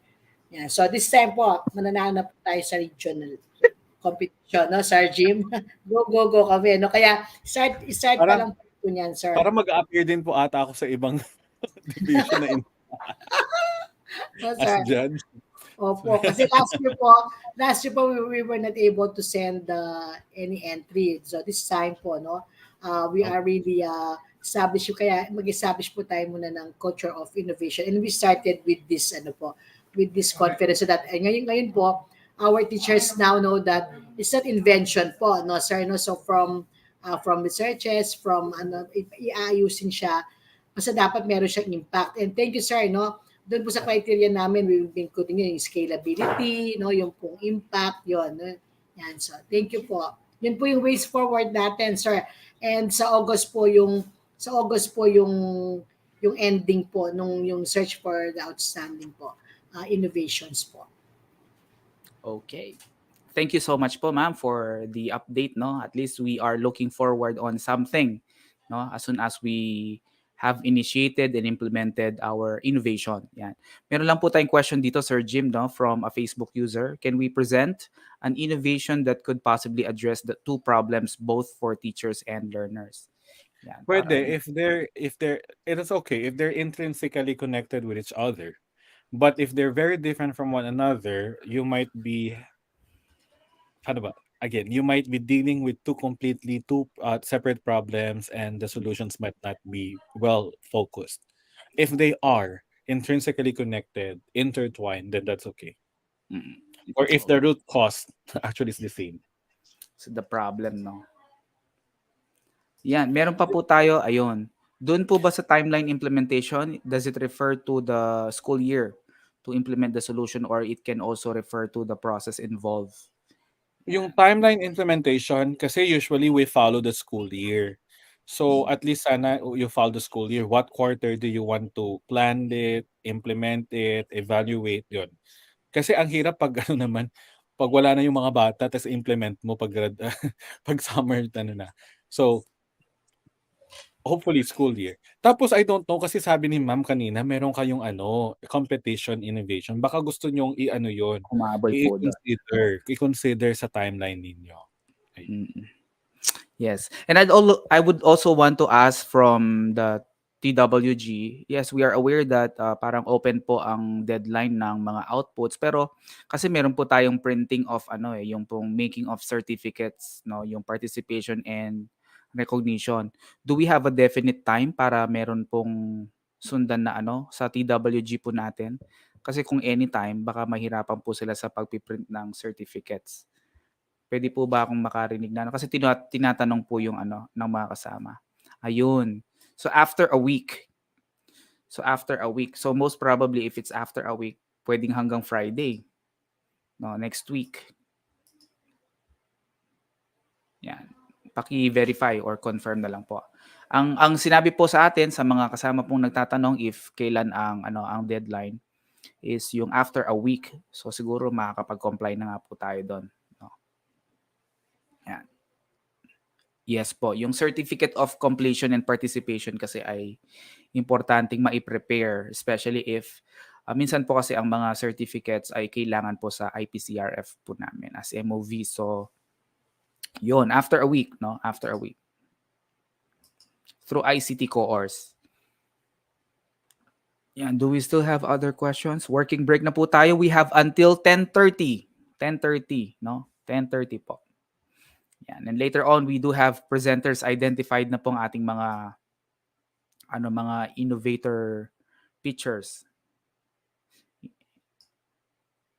Yan. We have four. One from LM, one from senior high school, one from SDO, no, mismo sa division, and one from junior high school. Yan. Okay, check lang po ako. Baka meron akong mga message. All right.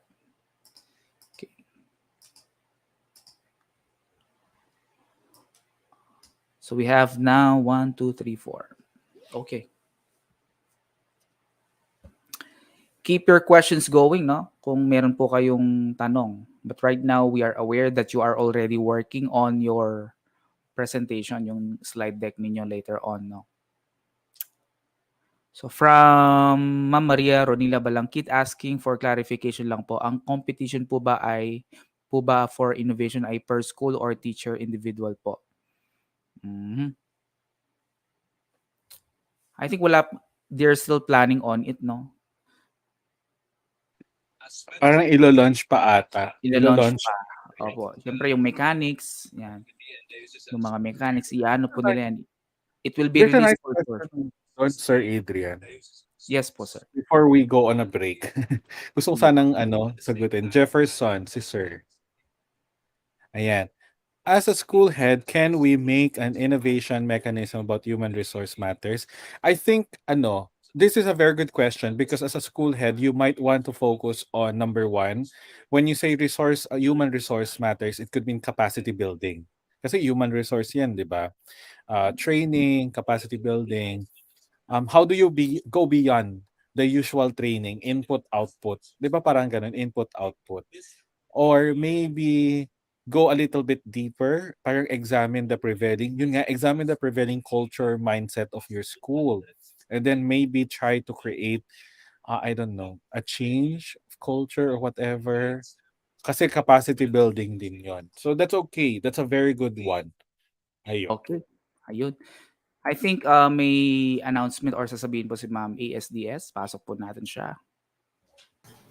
Sir Jim, no, and to Sir Jefferson, no, this is regarding the question of Sir Jefferson if parang like they can make an innovation for the HR po, no, sir. Please be, I would just like to remind our school heads that in DepEd po kasi, Sir Jim, no, the hiring and the selection is not in the turf of the school heads po, no. So we know when we talk of human resource, it starts with the hiring, with the selection, right? Siguro doon sa training sila, no? And even po yung sa training po sila pwedeng papasok, but not for the recruitment, selection. That is for the HR here in the division, no? In the division office po. No, ganun po kasi like how now the HR people are doing like how to make the hiring process more innovative, yung ganyan po, no? So sa kanila po yun, sir.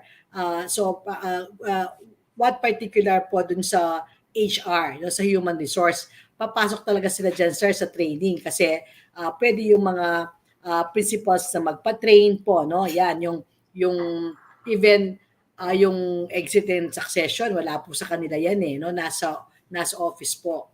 Yan. So, ganun po kasi ang system ng sa merit and selection ng DepEd. Yan. So, kaya nga po, ang ano namin talaga sa kanila, sa mga principals, more on structure po sa school sila, especially now that it's pandemic and going to normal na, no? How are they going to rearrange the school setting, no? Yung ganon, yung pong tapos yung kanilang content, sir, yung sa curriculum, ganun po. So, pero we will be orienting them po. Tapos meron pa pong question dyan na sa every sa school ba ang dun sa innovation, yung sa contest, pag po sa structure siya, syempre ang principal po, represented na po yung buong school noon. Ilalaban po niya as a school. Ganun. Pero kung teacher po siya, at sa content siya, no? Like yung mga interventions niya sa kanyang klase, sa mga struggling readers, struggling sa mga numerates, sa kanya po yon, sa teacher po yon. So thank you po. Anyway po, natutuwa naman ako at parang hindi pa namin nilo-launch yung ay marami namang interesado, no? Thank you, Sir Jim, no? Thank you for what is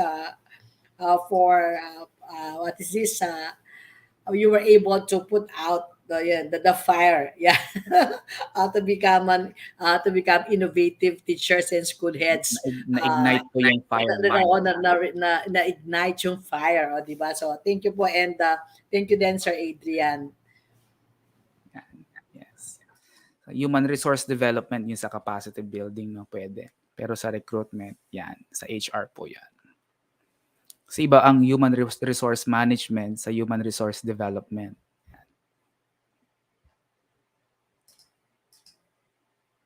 Meron pa po bang question?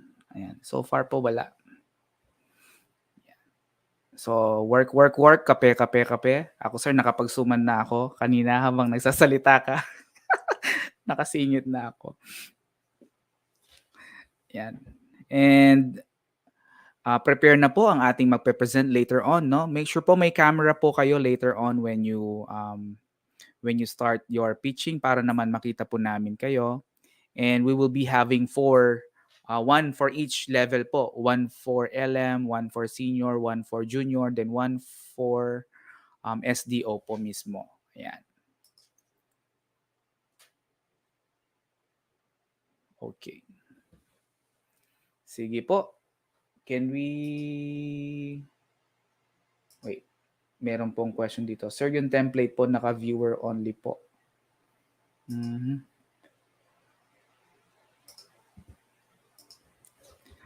When you download it po ba, hindi niyo po ba siya ma-edit? Yun po ba yung ibig niyo sabihin, Ma'am Rachel Henson Bondok? Check ko nga rin po. Wait lang po.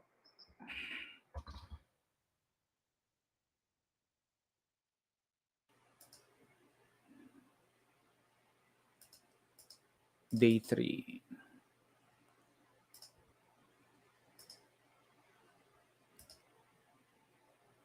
I-download ko lang po.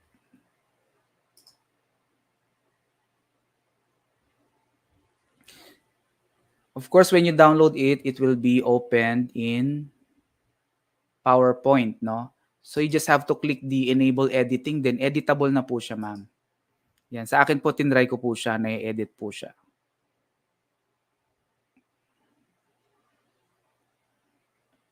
So yan, Ma'am Rachel, no? Hindi po siya naka-view mode lang. I-download nyo lang po siya and then enable editing. Pwede na po siyang ma-edit nun. And then, may PM. Yes po, Ma'am Lay, yung list po nung magpe-present, no? Nakuha ko na po. Thank you so much.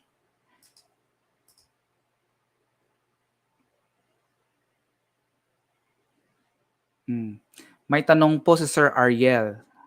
Hintayin na po natin yung ating speaker.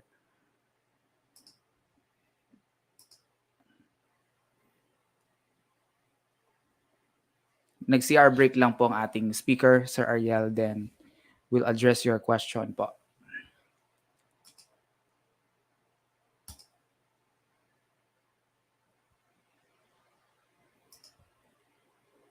Ma'am Rachel, when you open it, meron pong lumilitaw na enable editing po, no? I-click nyo po yun para ma-edit po siya.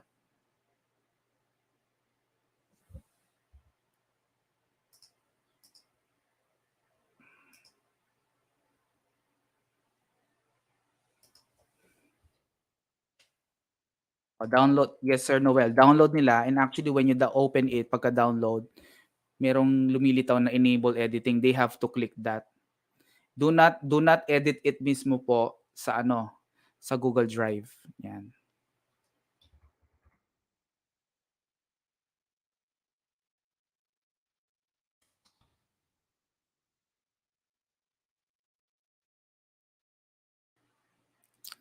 Sige po.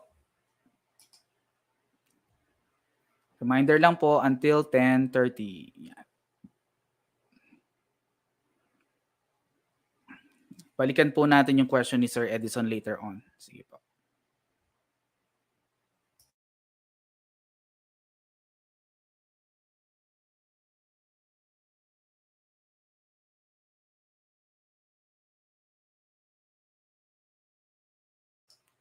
Yan, a comment from Sir Noel. The DepEd vision. Of course, our innovation is reflected no sa DepEd vision.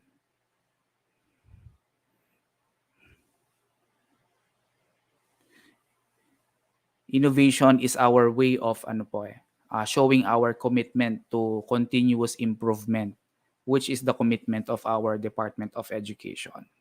Yan. Sige.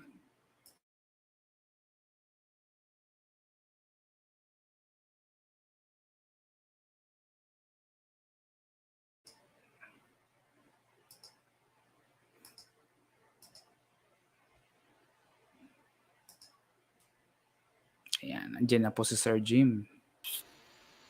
Okay ka Hello. Kumain ng McDo. Nag-coffee. Ayan. We have a question. Yes, sir. Yes, sir. Yan. One of which is from Ma'am Jamie, from Sir Edison Bagayan. What if a classroom teacher, pero ang innovation niya ay community linkages? Yan. If you're asking from me, I would always ask you, is that aligned with the needs of your students? If that is something that you see as a need, then okay. But if there are existing rules, halimbawa sa competition ng DepEd, I don't know, I cannot answer for that. But for me, okay lang, as long as it's a part of the needs. Mm-mm. And another is from Sir Ariel. Actually, ayun. So from Sir Ariel Perez, how is continuous improvement program related or relevant to innovation? Sorry, if I don't know what CIP, if it's a project in DepEd, but understanding, because in school, we don't have a continuous improvement program, but we have a 5-year development program, 3-year development program. And every department, kasi that's how we do in a school, every unit, grade school, high school, and then every department, grade school, English, grade school, math, has what we call as a 3-year, 5-year strategic development program. And we continuously evaluate them. Every year, there are indicators, what our milestone, what our goals are, and how we have implemented them or not. That's what we call. A lot of the things that we do are actually like some of the innovations that we do, initiative and projects are actually part of our strategic improvement program. So I don't know if that is the same with what you are doing at DepEd, but hopefully, kasi yung improvement ninyo needs yan eh. That should be anchored on needs, right? Of your community, of your teachers, of your schools, right? Of your students. So if they pass the test of scalability, impact measurement, then they become innovations. Actually, sir, merong parallelism yung continuous improvement program. If outside, sir, in a academic sense, sir, it's a paradigm. if you are promoting parang nasa measure, sir, sa policy development at saka educational program development. Sa DepEd, para siyang ano po din namin, a program that promotes improving processes, improving school measures. It's a method, sir. So may parallelism din siya sa innovation. Kasi mag-aano ka, sir, mag-e-empathize ka. Yung design thinking, kasi yung CIP, sir, merong 3 acts or 3 stages kung hindi ako nagkakamali. Nandun din yung voice of the customer, na kung saan parang yun ang empathy, because to see if the problem, yung iro-root cause mo yung problem. So mayroong similarity, sir, kung relationship ang hinahanap natin sa innovation. It's actually being implemented in innovation as a method. Yan. Kasi meron din pong research yan, sir. Evaluation research. Kasi meron pa siyang pilot testing. Yung pilot testing mo siya from a small group. Tapos i-improve mo yung mga sir, na dapat i-improve, and then you implement it on a larger scale to improve a certain school measure. Yan. School measure po ang pinag-uusapan. Mga school measure like literacy, reading, numeracy. So almost the same. Yan. Any other question? Yan, wala na po so far.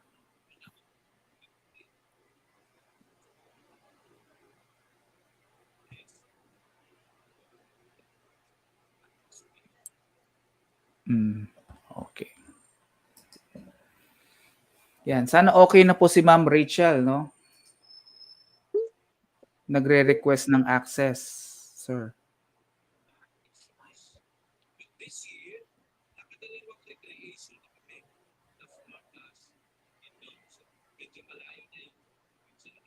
From Sir Jeffrey Estacio, applicable ba ang plagiarism rule sa innovation making?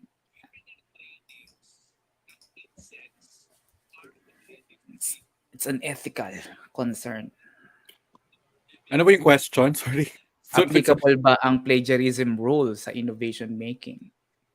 Really depends. Number one, plagiarism is blatantly copying without attributing, word by word. Actually, ang plagiarism kahit hindi word by word, even the whole idea itself, without giving due credit. Now, the thing here is, how are you sure na plagiarize niya yung innovation mo? Yun yung mahirap sa education system natin.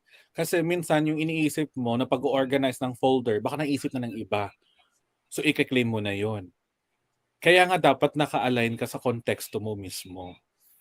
Yes. Tapos kung halimbawa hindi naman niya talagang honest coincidence, pareho kayo ng gusto nyo ay brain transplant, 'di ba? Tapos nasa competition kayo, biglang nagsilabasan, benefit of the doubt, ang measurement na lang niyan, pagandahan na lang kayo ng innovation, ng impact, sustainability. O ikaw pala hanggang ano ka lang pala, classroom. Yung feeling mo ng opya sa'yo, umabot na sa global stage. Oo nga naman. 'Di ba? Tapos ikaw na nagsabing na plagiarize ka, ikaw ang may burden. May burden of proof. Ano yung proof mo na plagiarize ka? Yes. So, yun.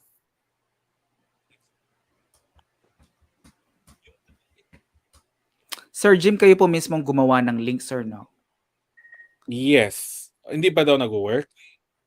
Parang request access. Pero ako, sir, na-open ko naman po siya. Yeah, nagre-request access kasi gusto nilang i-edit. Huwag nyo i-edit, i-download nyo lang. Yun po, Ma'am Rachel, no? So most probably baka ini-edit nyo po. I-download nyo daw po. Or better, ma'am, hingi po kayong screenshot. Screenshot po, ma'am, para ma-diagnose or ma-troubleshoot po natin.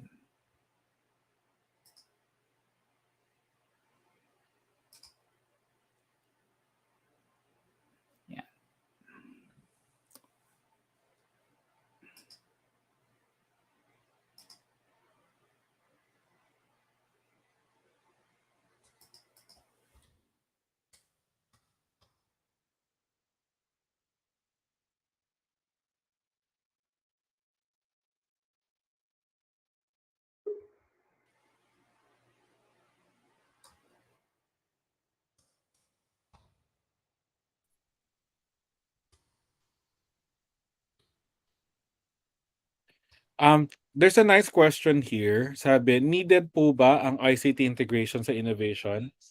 Not necessarily. Hindi lahat ng mga innovations about ICT. It's just that ngayon, pinupush kasi ang pinupush ang ICT. Pero kung social emotional learning, mental well-being, paano mo papasok ICT doon? 'Di ba? Kaya nga sabi ko needs. Examine your clientele, your needs. Hindi lahat ng innovation ICT. Merong iba, o 'di ba, parang ngayon pandemic, limited face-to-face learning. Meron ba kayong education project initiative about mental well-being of your students o feeling nyo okay na sila, bumabalik na sila? Sino yung meron ba kayong projects about yung mga na-trauma? Meron ba kayong projects after school support system? Sila, alam nyo ba sila ang nananalo ngayon na innovations? Yung mga nagsusupport ng well-being, especially for teachers and for students. Ayun. Kasi we can just do as much right now. But sabi nila in the educational international stage, Maslow before Bloom. Ang batang gutom, ang batang takot sa pandemic, ang batang hindi natutulungan, hindi yan makapag-aral. Mag-TV ban kayo, mag-grade or whatever, pag hindi supported ang well-being, hindi yan papasok. Diba? Hindi papasok ang inaaral. So, ask yourself also, maganda din, kasi baka lahat kayo ang innovation nyo, ICT, paggawa ng PowerPoint dito, gamification dito, ganyan. Pare-pareho, isipin mo din, ano ba yung wala, hindi nila ginagawa? No, di ba ganun? Ganun yun. Kung gusto mo stand out ka, gawin mo ang ayaw nilang gawin. Minsan nagkakatalo, sir, sa practice, no? Practice, and pag marami na, umay na eh. Ano ba yan? ICT na naman, tapos pare-pareho. O digital book dito, digital book doon. Pareho pa kayong output. Diba? Tapos biglang pumasok sa isang teacher innovator. Social emotional well-being of our students affected by the pandemic. Tapos ang ganda-ganda pa ng acronym niya. Tapos, di ba yung story pa niya, may mga outcomes and everything. O, talo tayo. So, para pareho kayo. Di ba? So yun, syempre may categories and areas naman kayo. So okay lang. Kung may area kayo ng ICT integration, then create one if you like. Ayun.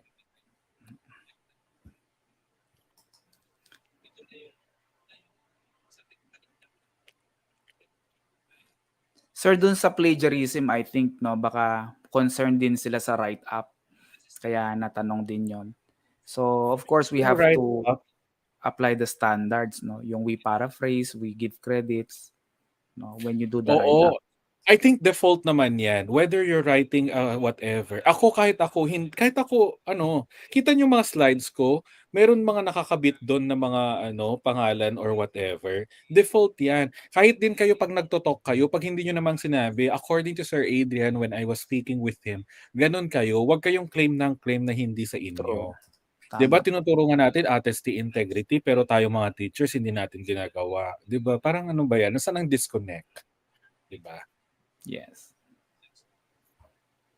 Always cite sources. According to Sir Adrian, Tamayo, 2022. Ganon.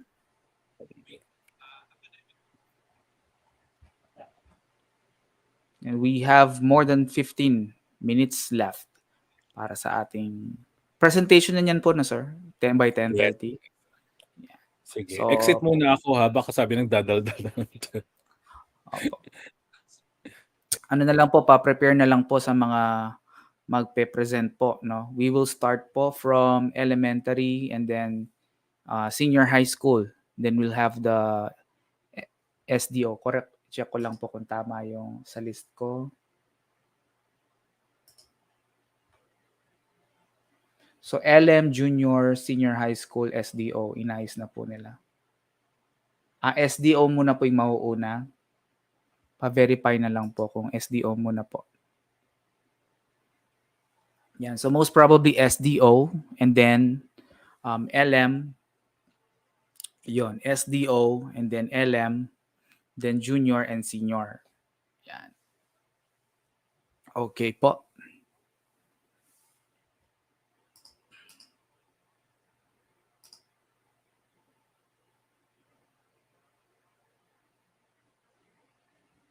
Ma'am Lay, may question po ako question dito.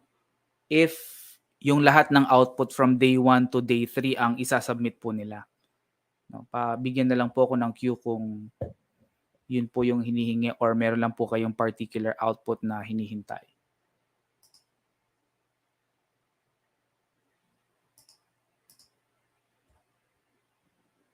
Day 1 to day 3 po ba, Ma'am Lay?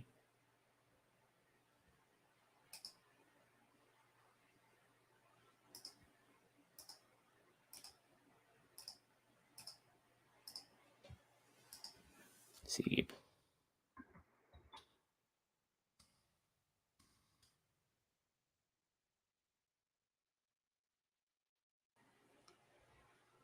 For the individual skills na sinasabi. Okay po.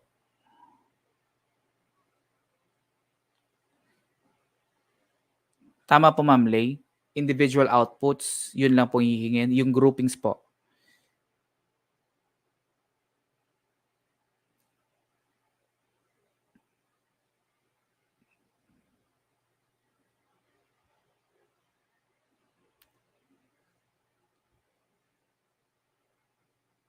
Yung pinakauna po, ma'am, kasi meron individual. Yung worksheet 1. Grouping siya pala, I mean, yung worksheet 1. Opo.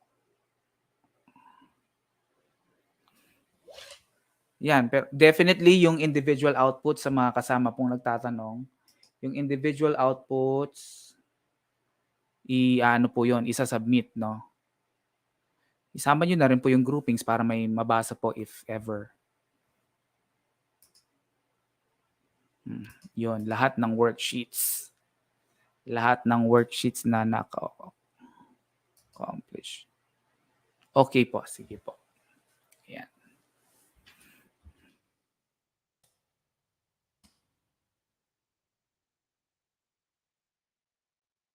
Sige po. Important yung worksheets noong day 2 and day 3. Yan. Okay po.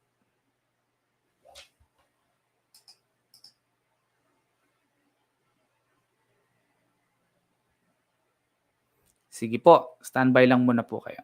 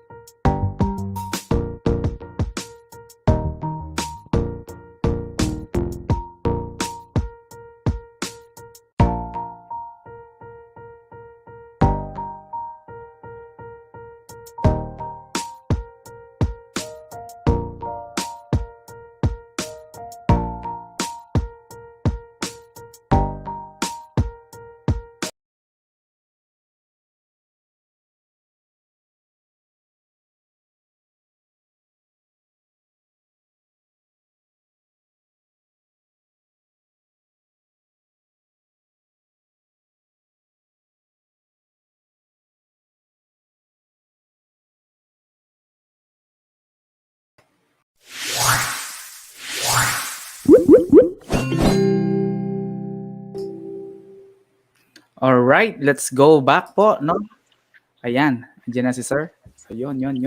We are now proceeding to the innovation pitching. So sir, mag-ano na tayo mag-start and we already have our presenters po dito sa ating stream. Ang una pong magpe-present ay from SGOD, no? From the division office. SGOD Social Mobility and Networking Unit, no? The Senior Education Program Specialist to first present po ang kanyang innovation. Pa-upload daw po ang slide. Okay na po ba, sister?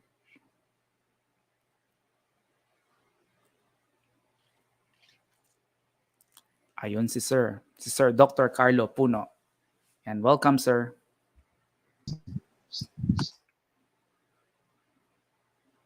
Nag-aano pa po siya. Nag-aayos po ng slide. May reminders po kayo, sir, habang nagpe-present po sila or for the presentation?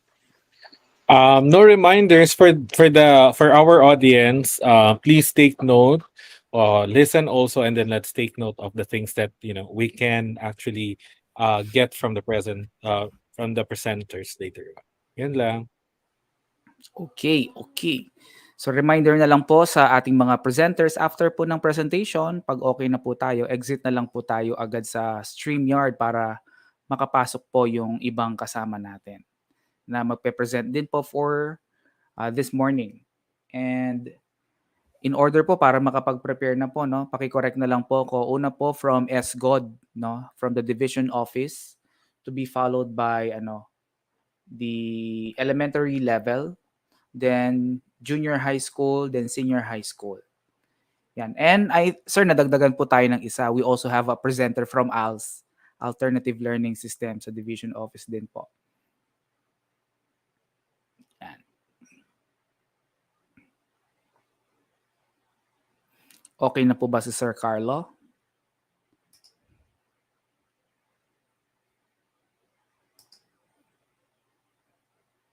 Yun.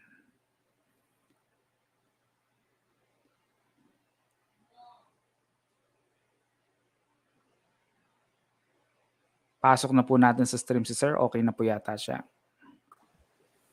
Yung slide, okay na rin po. Ano na sir? Sir Noel? Sir. Ang ating director na ang bahala. Antabi lang po tayo sa slides.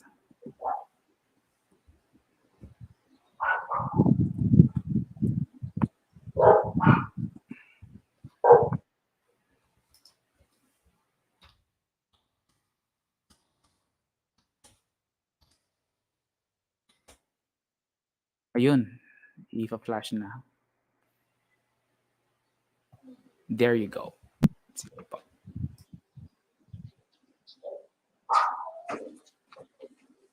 Okay na, sir. Sir, narinig ba ako? Yes, sir. Loud and clear po. Okay. Sige po. Start na ako, sir. Okay na po. Sige po. So, the title of our innovation is SDO Angeles City Partnership Portal. Next slide, sir. Here's the team po. Me, yours truly, no, and Ma'am Ana Marie Carmen Romero, our education program specialist too. Okay, so we conducted the study last 2021 po, where we found 3 factors in sustaining partnership building. So these are adaptability to the new system of partnership building, addressing the resources needed in support of the BELCOP or Basic Education Learning Continuity Operational Plan, and the ways to adapt and address the challenges of schools when it comes to sustaining partnership with stakeholders. However, barriers po were found, no, as reduced partnership, communication issues, and multiple tasks impeding sustainable partnership were also observed during that study. And these findings po manifested during the 2021 SBM evaluation, wherein partnership initiatives focusing on policies and standards were not evident or limited, such as the lack of memorandum of agreement, partnership proposals and letters, and the presentation of needs of stakeholders. Next, sir. Okay, so ito po, I just identified 2 problems, but since the innovation still for polishing, here are the problems po, no? how might we efficiently communicate to stakeholders the priority needs of schools supporting the BLCOP, and how can the SDO Angeles City provide direct technical assistance to schools relevant to sustainable partnership building. Next, sir. Okay, so am I allowed to show you the portal, sir? Okay lang po ba? Or can I share it? Sige po. Thank you. Okay. So while Sir Noel, okay lang po na paano ko yung portal, sir? Nandyan po yung link. Thank you. Or I'll send it to you, sir, yung link po.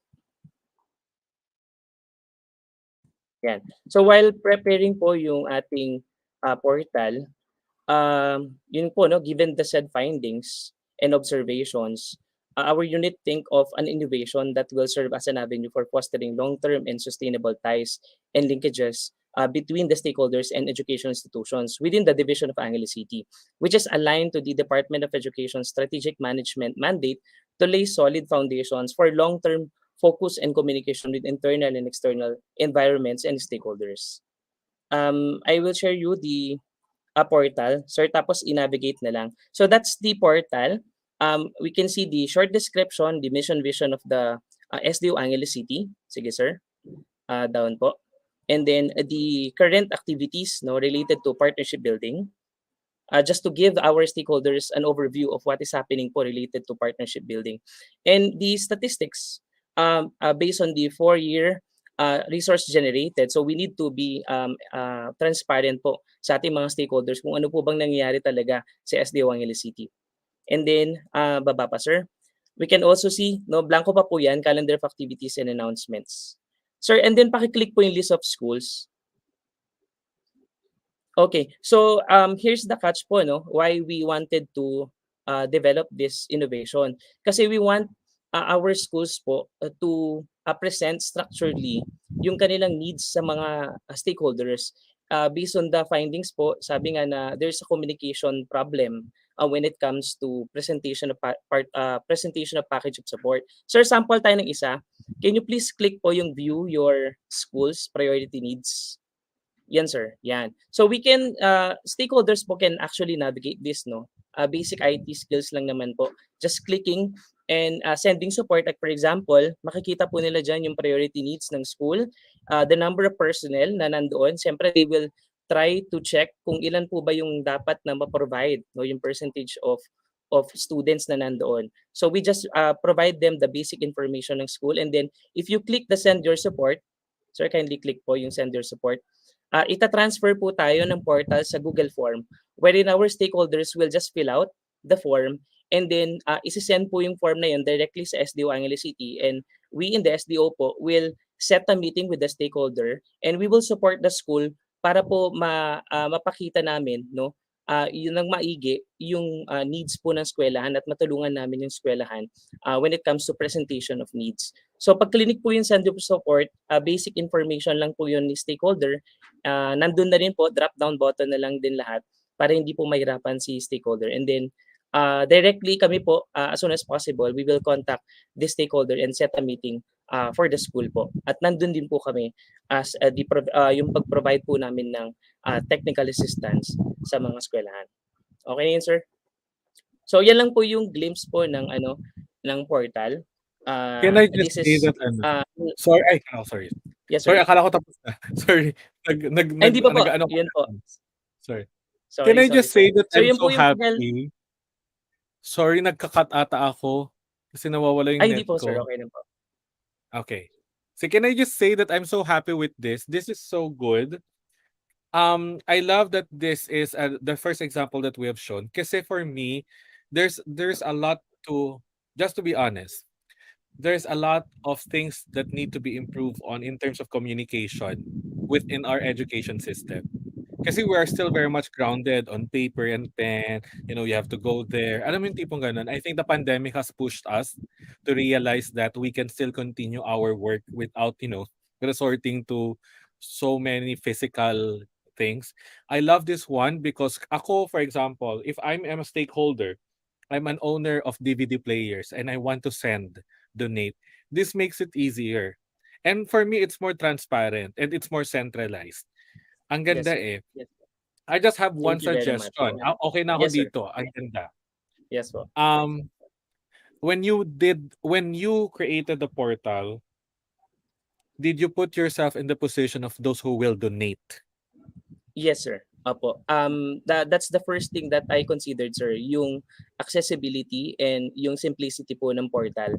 Kasi there are stakeholders po na hindi ganun ka-techy. So I made sure Oo. po na konti lang yung mga navigations na gagawin nila. And all the necessary informations po provided na po doon sa portal, sir. Yeah. I was asking that kasi for example, ako, may-ari ako ng kumpanya ng DVD. I don't necessarily want to know the schools. I just click who needs DVDs. Kasi ang design ninyo, if I have to go through each school to know who needs DVD. So parang yun yung sinabi ko kasi Yes, sir. kasi Apo. minsan you have stakeholders na hindi naman siya naka-attach kung sino yung school.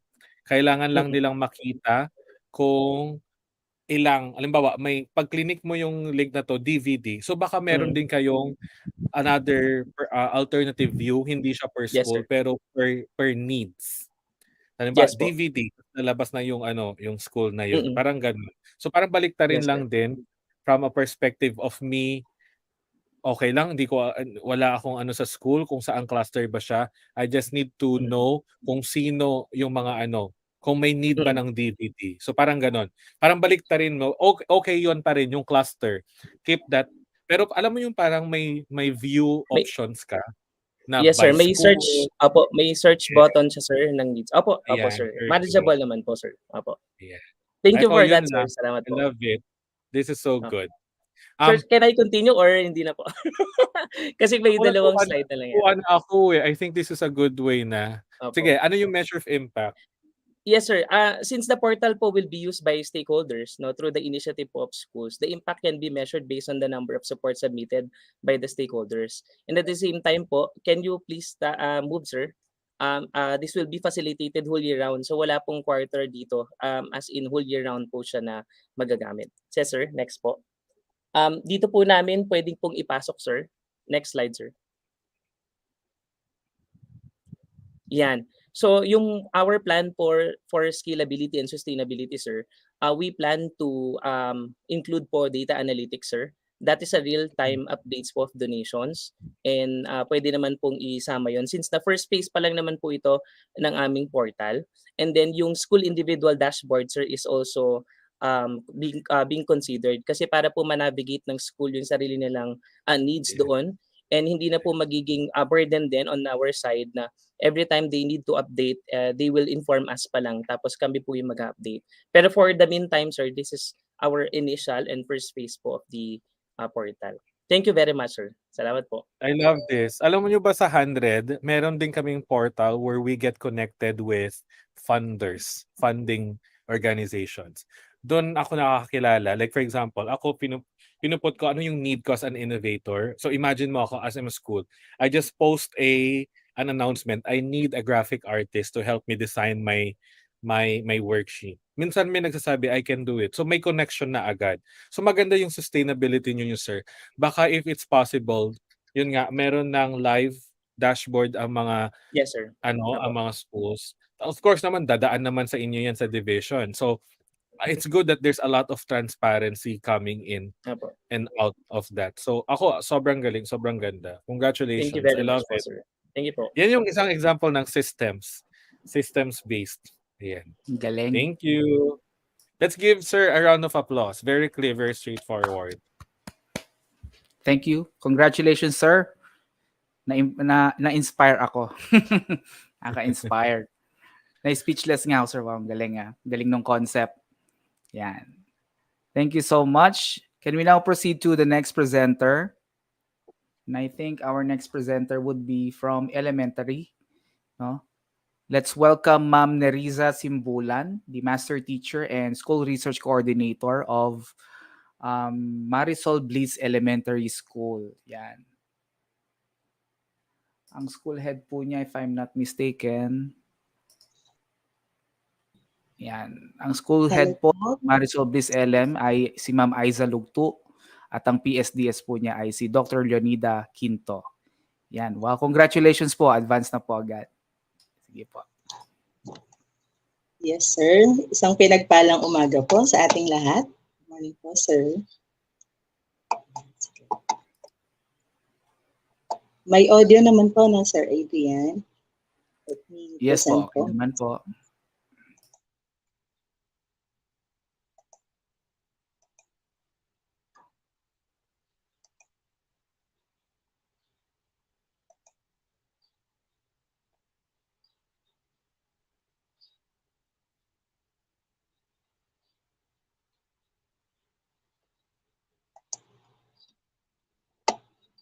Sir, pwede pong paki-present na lang po siguro yung sinend ko po.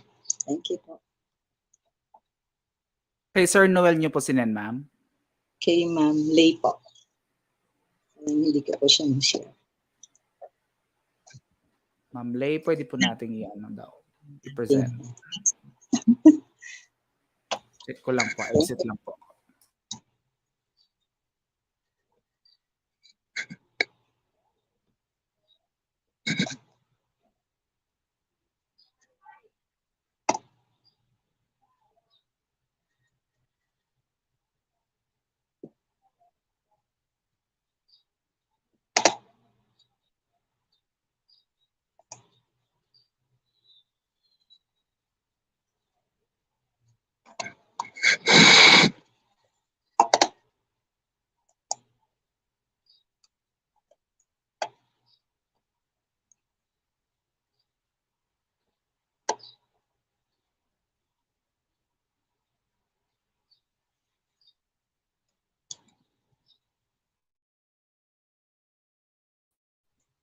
Sige po, sir. Para hindi naman po mainip yung ating mga kasamahan po. Bigyan ko po kayo ng brief background po ng aking project po. It is called po Marungko tutorial video. Siguro po familiar po kayo sa Marungko approach. Marami na rin po yung mga tutorial video na naka-upload po sa YouTube. No? Pero sa nakikita ko po, parang may kulang po doon sa mga tutorial videos. No? Hindi po siya masyadong applicable po for all types of learners. So, ayan po. Wala pa po, no, sir? Ano na po, uploading na po, na-transmit na po yung file, ma'am. Akala ko nga po kakanta muna kayo para di kami mainit na. Ayan po, sige. Ayan, magkwento pa po ako. No? Ayan, isa po sa pinaka-problema po natin at this moment po, yung sa reading level po ng ating mga pupils, especially po in the primary level.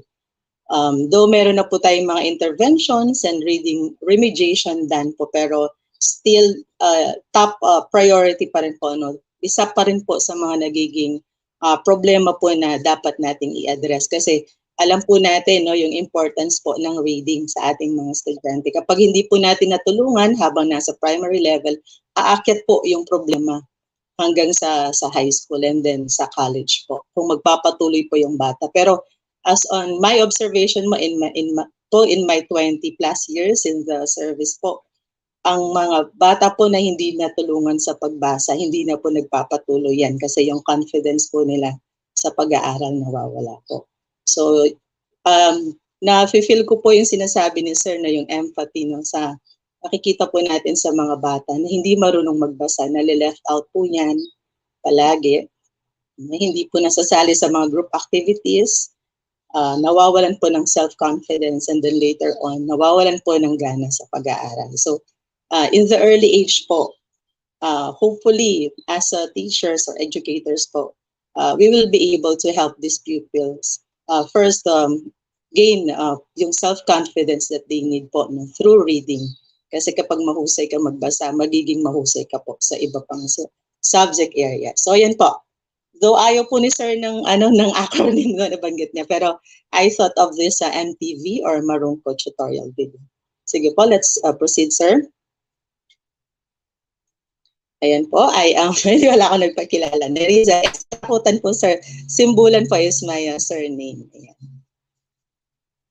Sige po, let's continue po. Ayan. Yun pong aking rational and context. Ginawa ko po siyang personal context na po. I did not add anymore yung pong mga based on studies. So though I have the some researches po, no, based on this. So, basahin ko po, one of the problems that needs to be addressed in elementary schools is the very low reading level of some pupils, especially in the primary level.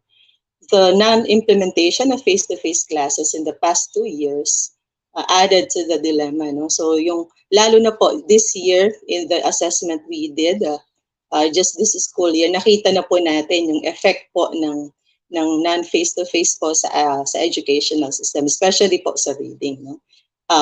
Pasensya na po, binanggit ko po yung results. In our school, there are 275 pupils who are reported to be non-readers. In the primary po yan, and 143 are struggling readers. Ayan po. So to address this po, sir, currently po, I have the action research called Sulong Dunong Pagbasa Project tungo sa paghasa sa pagbasa po. Ayan. So tungo sa paghasa sa kasanayan sa pagbasa ng mga mag-aaral. Filipino major po ako and Filipino teacher. And at the same time po, ako po ang Filipino coordinator. So ayun po yung aking action research. So based po sa research ko, nakita ko po, ayan na, no? So kwento ko po yung sa research na ginagawa ko po sa kasalukuyan. I am already in the implementation phase. So anchored po yung research po sa Brigada Pagbasa na meron pong 4 na activities, yun pong virtual storytelling, training of parents or tutors through webinars and LAC sessions, tutorial or reading remediation, and lending of books po from the school mobile library card. So sa nakikita ko po, no, the project is somewhat successful based on the feedback given by the teachers and parents. But still, not all parents are equipped with the needed skills to teach remedial reading. So there is a need to make some changes or innovation in the initiated project. So nabanggit niyo po, there is already an existing project. What improvement po, no? We have to renew the project to para po dito sa ating innovation. So nakikita ko po kasi if the teacher or the parent is the teacher or the parent of the pupil is absent, sino pong magtuturo? If we have this marungko tutorial video, kung meron pong cellphone yung bata, and then we have this USB OTG na installed, kahit mag-isa po yung bata na 6 years old, gamit po yung earphone niya, nakikita niya po yung audio-visual na very entertaining po para sa kanya. So, I believe po, kahit mag-isa po yung bata, matututo po siyang magbasa. Ayan po. So, yun po yung background po ng aking project. Next po. So, ayan po, no? Yung problem po based on the SMEA, yung pong School Monitoring, Evaluation, and Assessment po. There is a gap in the literacy level of the pupils.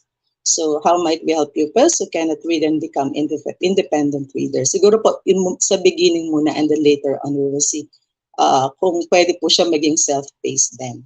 How might we help the teachers and parents in teaching reading? And then, how might we help the struggling and non-readers be confident and be better readers? Okay po, next po. So, this is, I think po, no, yung suggested intervention. This MTV is a digital self-learning kit based on Marungko approach with improved audiovisual features. The pupils will be able to learn the sounds of letters and later on read orally by themselves through the given activities. This project aims to develop oral reading of the struggling and non-readers in the primary grades. Later on po siguro kung effective siya, pwede po siyang gamitin in the kindergarten, no? Kahit hindi lang po sa mga struggling readers, pwede po siyang magamit in the kindergarten para pagpasok po nila sa grade 1, meron na po silang nakakabasa na po sila in Filipino.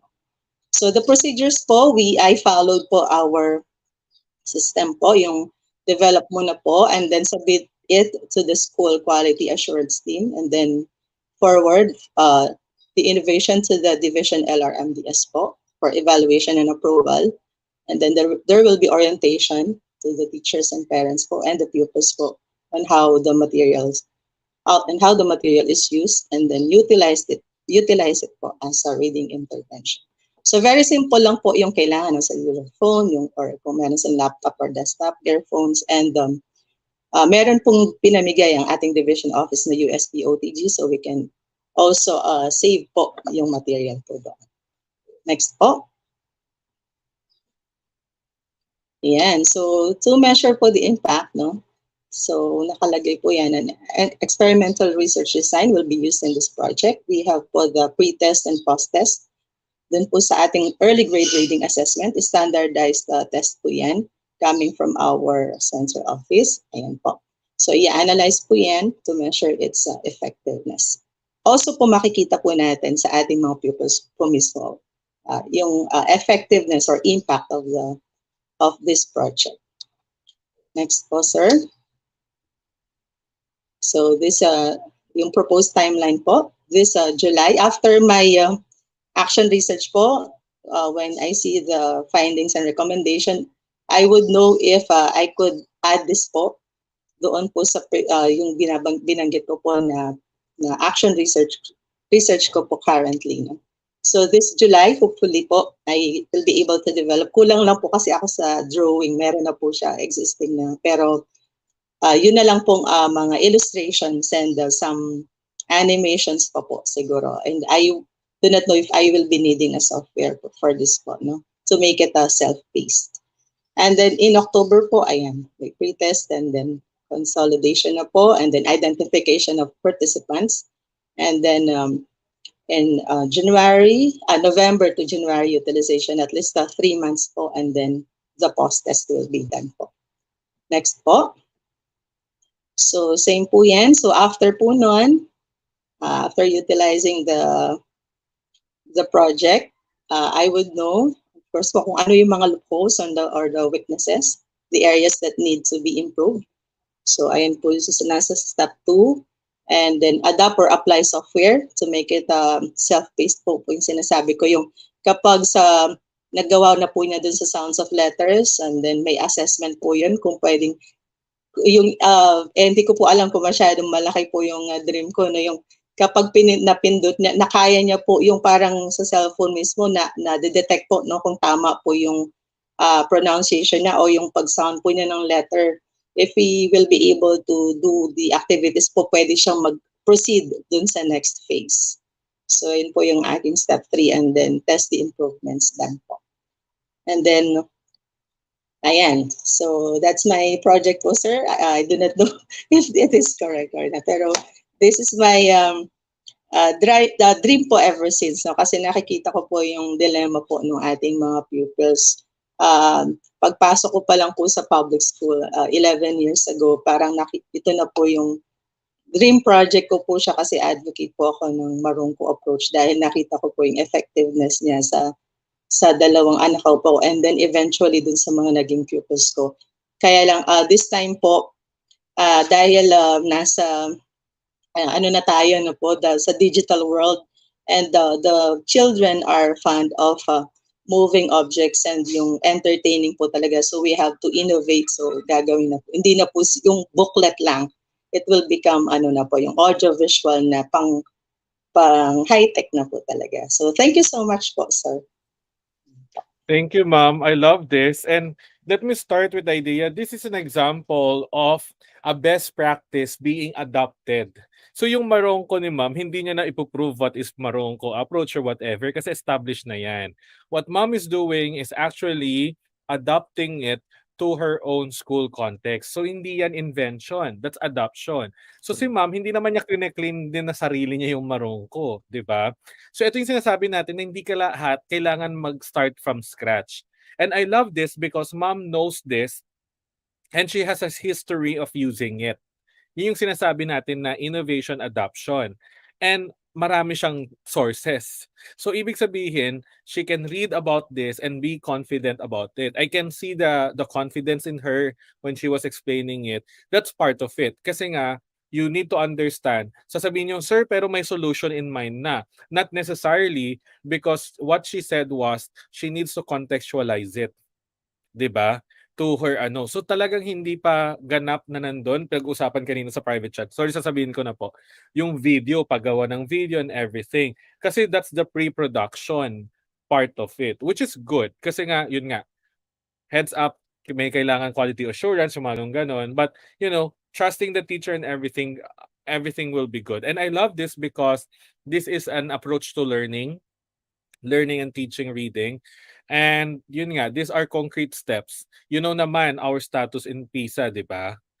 Yung our own literacy and everything. It's been out there before the pandemic. This was a discussion already.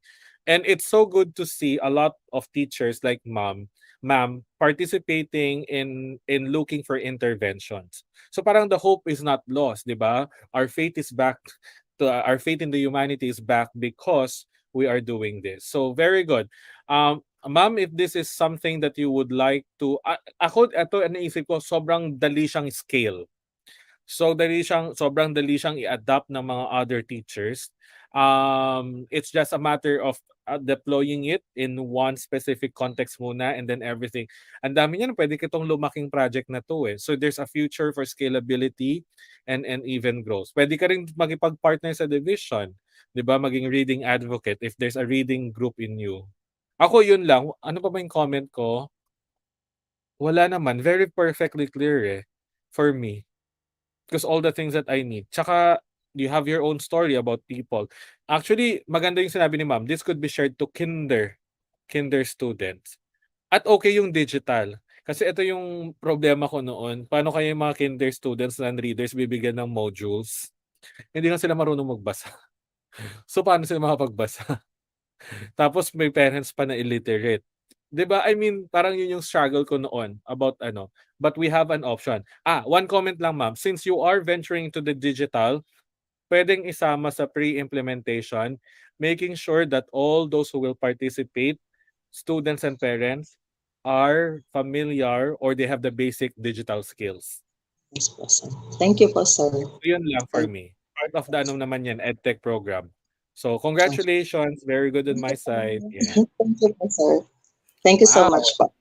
Very impressive. Congratulations po, Ma'am Nerissa S. Katakutan. From Marisol Bliss Elementary School at ang kanyang pong school head ay si Ma'am Aiza Lugtu with the PSDS Dr. Leonida Quinto. Ang next presenter po natin ay from Junior High School. Yan. Tama po ba? Andiyan na po ba siya? Naka-in po ba siya? Ayun yung Aksay. Alright. So our next presenter is Ma'am Raquel D. Yumul from Angeles City Science High School, ang co-chair po ng School Research Committee ng Aksay. Ang kanyang pong school head ay si Sir Ariel T. Perez at ang PSDS po ay si Sir Walter Estabilio. Ayan. Good morning po, ma'am. And good morning po. So good morning po to our speaker for this morning, Sir Francis Tuscano. So thank you very much po for introducing us this 3-day webinar. So it is indeed very helpful for us in crafting innovations, especially or particularly here in our school. By the way po, yung pong presentation ko na kay Ma'am Aya po, siya po ba ang mag-present or ako na po? Ayan. So actually, as I am seeing the other presentations, I just observed na parang medyo iba po yung pattern na sinundan ko kasi I follow the format of the worksheet that was given to us during the second day. But at least yung mga content naman po are there in the presentation. So yun po. Ma'am Aya, kayo na po ba ang magpa-present sa PowerPoint? Ayan po. Ayan, nandiyan na po. Ayan, okay. So, before I start, so again, so I would like to take this opportunity to thank our whole organizers in giving us idea in how to craft the innovations. Ayan na po. Ayan, so habang hinihintay po natin, so the idea of the innovation is actually part of the whole science department in Angeles City Science High School. Okay, so we thought of this innovation or this process in order to address some of the problems that in particular we experience as teachers na in the new normal or in this pandemic where our students are actually in blended learning modality. Okay, dyan na po ba ang presentation? Ayan po. Okay, so the title of the innovation is Siyang Sikat sa Pagtuturo ng Agham. So next slide po. And so for the preliminary work, so phase 1, which is to emphasize in the definition of the problem. So it is stated in our preliminary work that blended learning was adopted since COVID-19 pandemic. So in response to this, the school capacitates the teachers in terms of content and pedagogy. However, it is only centered to multidisciplinary approach, meaning to say the online platforms, okay, the applications that were introduced to us are discussed. So we even attended several webinars on how to use these different platforms, but it was not or the program or the webinars did not introduce the actual scenario where we are already doing or applying these online platforms with the students. So we know that Angeles City Science High School, as one of the schools in the division that excels particularly in teaching learning process. So we thought of Siyang Sikat sa Pagtuturo in Agham, which will highlight demonstration teaching via online platforms, and it will present various strategies used by science teachers. So the MELS and will be attained because the validated LAS and the SLMs will be utilized. So it will allow teachers to share their constructive comments after the demo teaching. Hence, it will promote professional improvement. Now, after the demonstration teaching, teachers may immediately conduct the LAC session after the demo teaching, which will solve the gaps, okay, observed during the teaching learning process, or which is after the demo teaching. And so next slide po. Yan. So sa empathy part naman po, yeah. Okay, so this is one of the things that inspires us to craft this Siyang Sikat sa Pagtuturo sa Agham. So what the person thinks or feels. So teachers basically feels inefficient in teaching because of the new normal. This feeling is very evident, especially when students are less interactive or less participation. And this is actually observed during our online classes. Now, what the person hears. So, based on the students' feedback, so there is a loss of interest.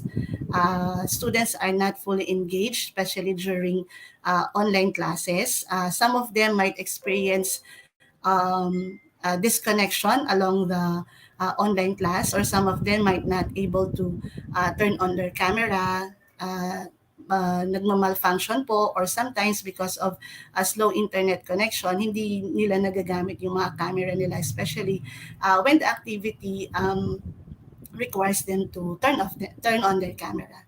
And sometimes LAS activities are not accomplished on time. So what the person does or says, so there is no variation in presenting the lesson. Thus, teaching learning becomes monotonous. Now, in terms of the pain, most of the times, teacher and even students observe one-way communication, and students are inactive during online classes. Authority in terms of classroom management is limited, since we cannot really see how the students behave and act during online classes, because most of the times their cameras are being turned off. So for the gain, learning must be observed. So we know that learning will only take place when there is a change in behavior. And again, that is not observed most of the times during our online classes. Application of the lessons learned in real life situations must be attained. And teachers must become more effective and efficient in blended learning in adapting these methods. So that is for the empathy part. Next slide po for the problem. Okay, so defining the problem. So the specific problems that were identified includes the following. So how might Shensikat help teachers in using various online platforms during virtual classes? How might the project encourage learners to actively participate during online classes? And how might the project help the department in facilitating LAC sessions? Yan. So, kumbaga, ang dami pong purpose niyan. So, maliban dun sa, or aside from the demonstration teaching, so right after the class, the students will go out of the meet and teachers will have an opportunity to share their common observations towards the demo teaching itself. Not only the observation towards the teachers, but as well as the way on how the teacher delivers the lesson, also the students' participation, and how the lesson was assessed.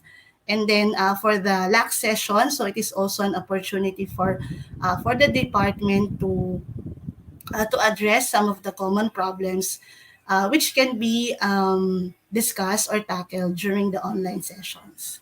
And, next slide po.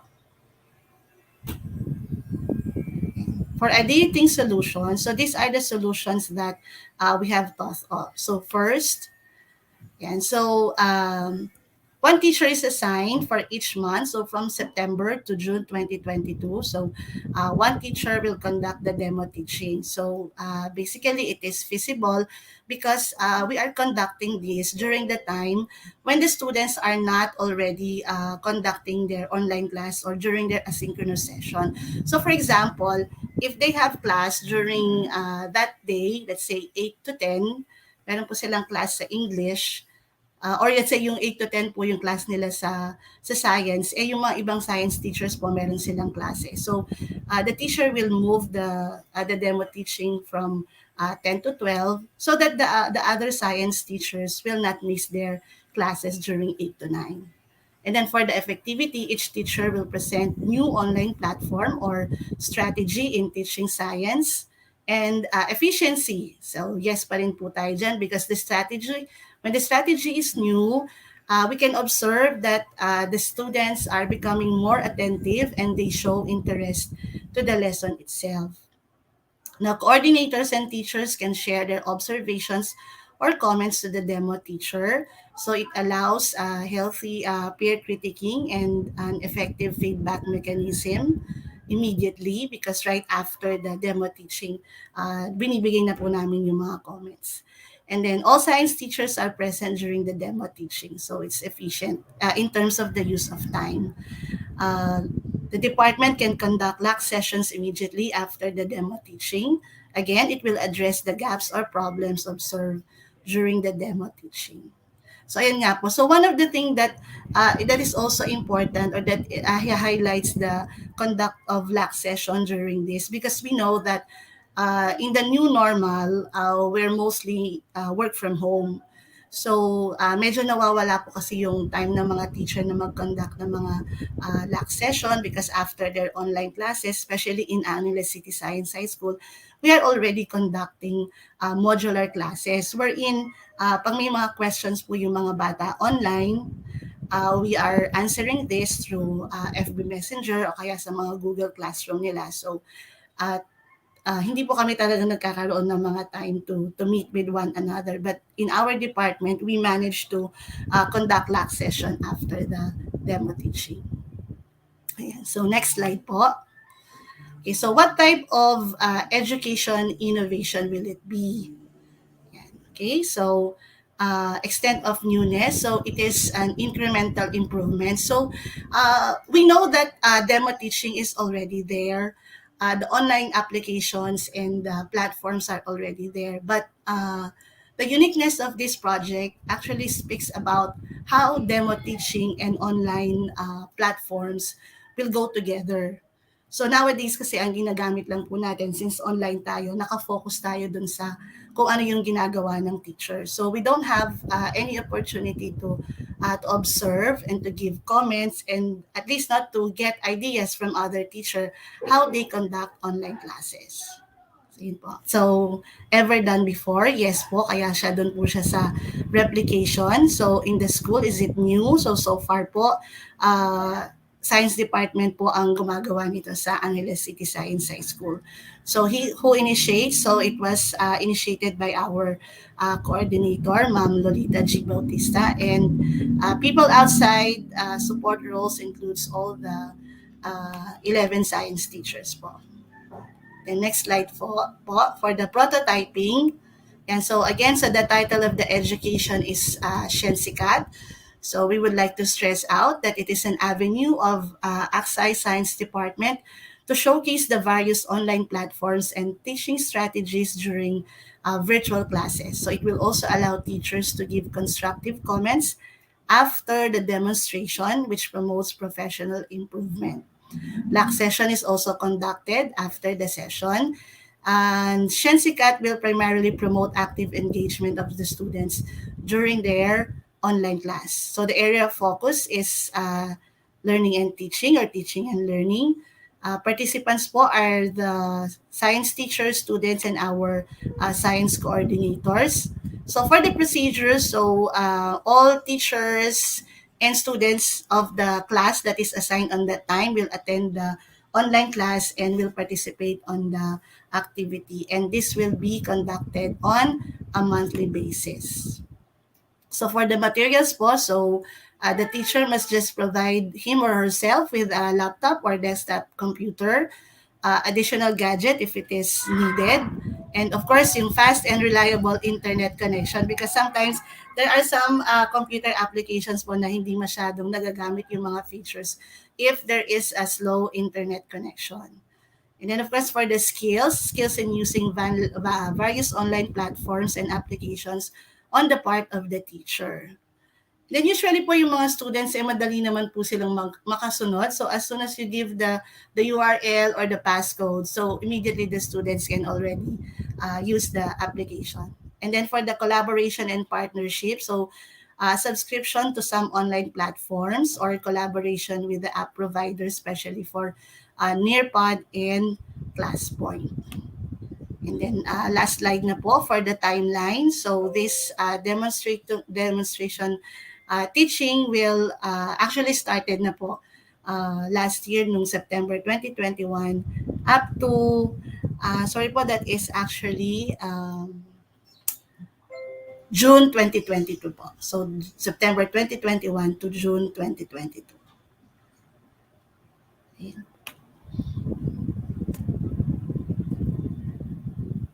Okay, so thank you very much po for listening. Hello po. I have a lot of questions. Number one, this is focused on capacity building, right po? Apa. Capacity building, and this will be done by a group of teachers? Yes, sir. Okay. And this focuses on online classes. Apa. Ang question ko, what if kasi bumabalik na tayo sa face-to-face? Paano yes, kaya sir. mag-translate yun? Actually, sir, in terms of that, siguro po, since kahit na po bumabalik yung mga online classes, I guess there are still other classes na mako-conduct online. For example, sa amin po, sir, dun po sa limited face-to-face classes. So aside from the students that will attend the face-to-face classes, there are still other students who will conduct online classes at home. So selected lang po yung mga pupunta sa... Yeah, so you will do hybrid learning setup. Yes, sir. Yes, sir. Hybrid okay. Po. I think you need to make that clear. You need to make that clear because this one says online setup. Yun, what if matapos yung online setup, parang baka ma-irrelevant, mapasay yung project ninyo. And you said that it has already been implemented. So this should be clear na this is a group effort. Who will be part of it, ganon, demo teaching. Ang concern ko lang, again, if it's demo teaching, everyone is prepared. Yes, 'di sir. ba? Parang training.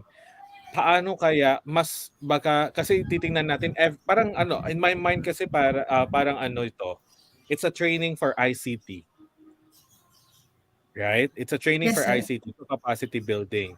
Opo.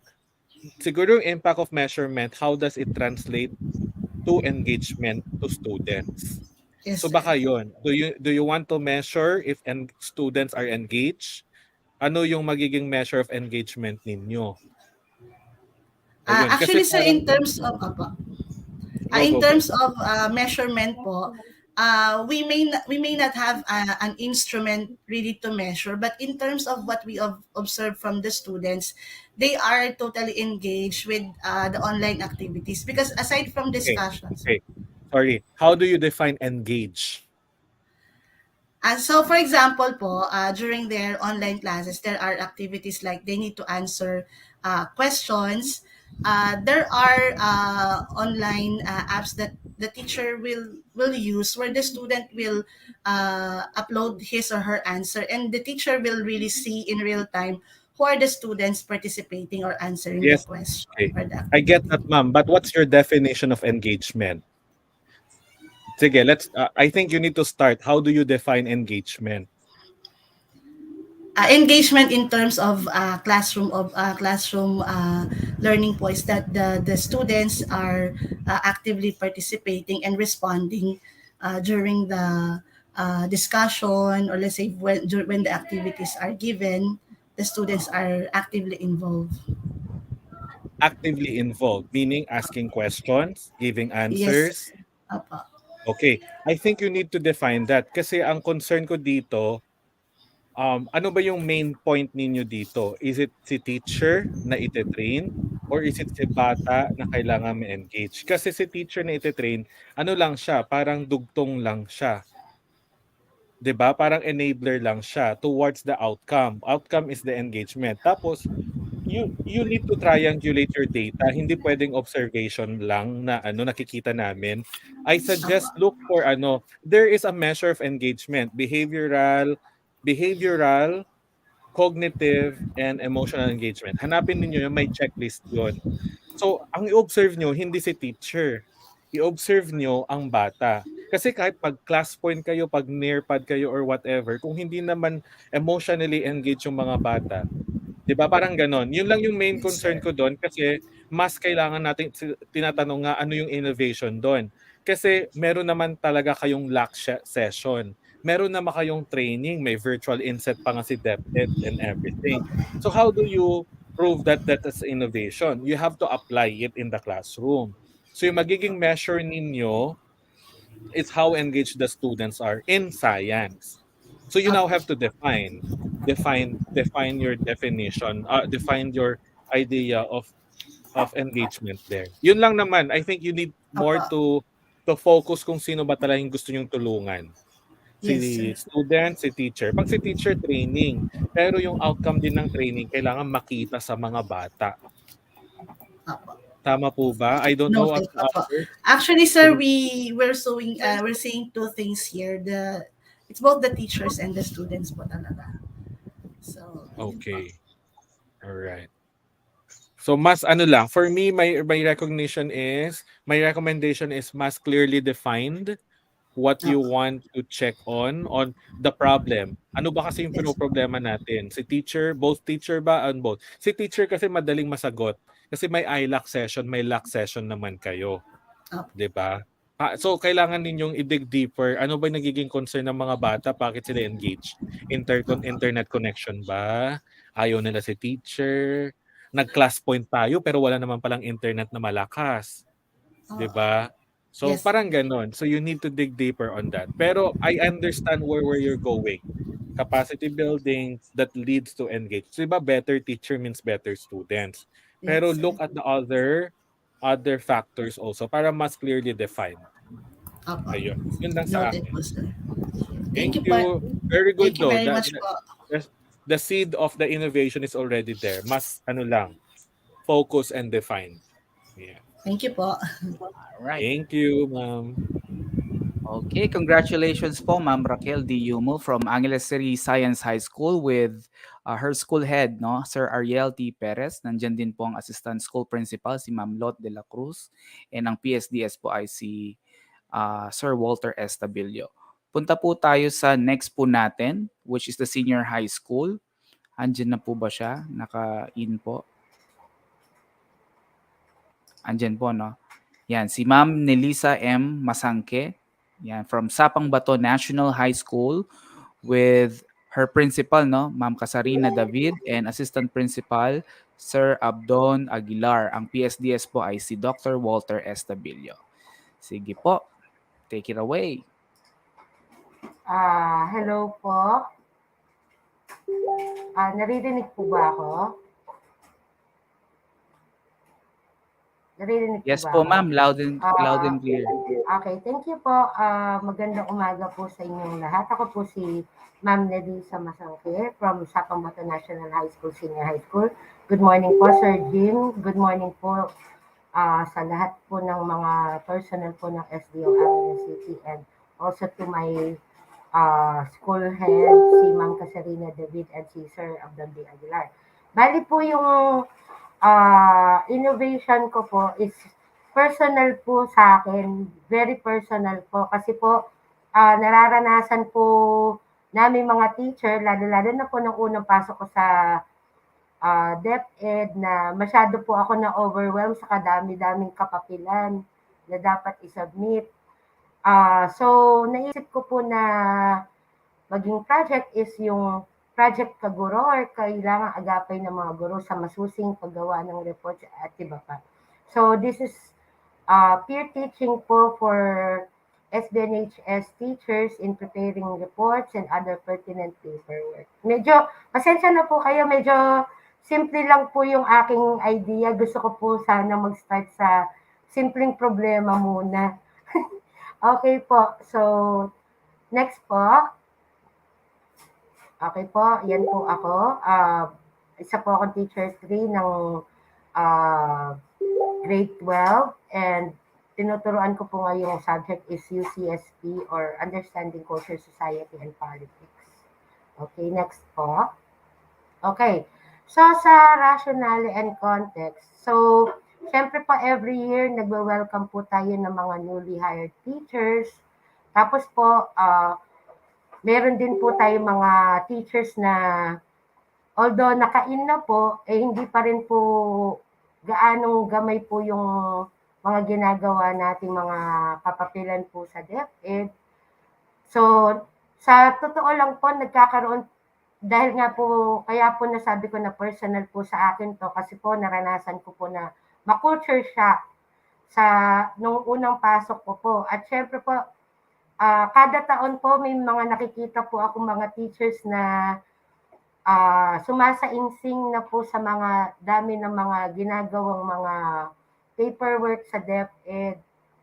Dahil nga po hindi po sila sanay na gawin ito, kung sila po ay mga bagong pasok pa lang or bagong pasa pa lang, or hindi naman po ganito yung practice nila sa dati nilang school, sa private. Ganun po. So, para po sa akin, tapos nadagdag pa yung pandemic, no po? So, para sa akin po, nais ko pong maka-ease ng burden po ng aking mga kasamang teachers sa ganitong klaseng, sa ganitong activity po. Okay po? Sige po. Next po. So, nagsimula lang po ako sa simpleng problema. Paano po ba natin matutulungan ma-capacitate ang ating mga kasamang guro para mabalanse rin nila yung kanilang oras, hindi, pati na rin sa pagtuturo, tsaka sa iba pa nila mga ancillary na gawain. Sorry po. Kapampangan po yung sumasa-insing. Dumadaing po. Dumadaing po yung ibig ko pong sabihin doon. Okay po. So, yun po. So, to ease the burden, syempre, ayoko din naman po maranasan ng mga kasama kong guro yung mga naranasan ko dati, nung bagong pasok po ako. At saka, syempre po, mahirap din naman po na mag one-on-one na lang po palagi, di po ba? Para maging beneficial na rin po, hindi lamang po sa mga bago, hindi lamang po sa mga datihan, lahat po ng mga teachers ay nakikinabang po sa proyektong ito. Okay. Next po. Okay po. So yung intervention or solution po, dahil po nasa pandemic situation po tayo, maaari po tayo maaari pong maging online or peer teaching collaboration yung ating gagawing aktibidad, o maaari din po through webinar, or tapos po isusupplement po ng mga LAC session, kumbaga. So sa feasibility po, of course, it is feasible. At syempre po, pinapanalangin ko rin po na yung continuity po ng project na ito, kasi po, nais ko po na maging siyang norm ng paaralan. Hindi, syempre po, kung sino-sino pa ba yung magtutulungan, di po ba? Kung hindi tayo rin. Pero syempre po, nais ko rin po sana na hingin po ang suporta ng school administration dito sa munting proyekto po ito para po maging mas efficient po siya. And of course, it can also be individual peer training, yung mentoring po na ipapartner po yung isang baguhan sa isang datihan para po mabigyan pong agapay yung teacher sa kanya mga dapat gawin ng mga reports, school forms, etc. etc. Yun nga lang po, medyo strenuous nga lang po to sa, hindi lamang po sa part ng nagpapatulong, kundi rin po sa part ng tutulong. Kasi nga po, one-on-one po siya. Mas maganda po, meron pong unang orientasyon, unang training, pagpapakilala po sa mga kinakailangan mga dokumento na dapat tapusin, dapat ayusin, etc. etc. Para po, at least po, meron na pong idea si teacher kung ano po yung trabaho na isasabak po sa kanya, kumbaga. Okay? So, next po.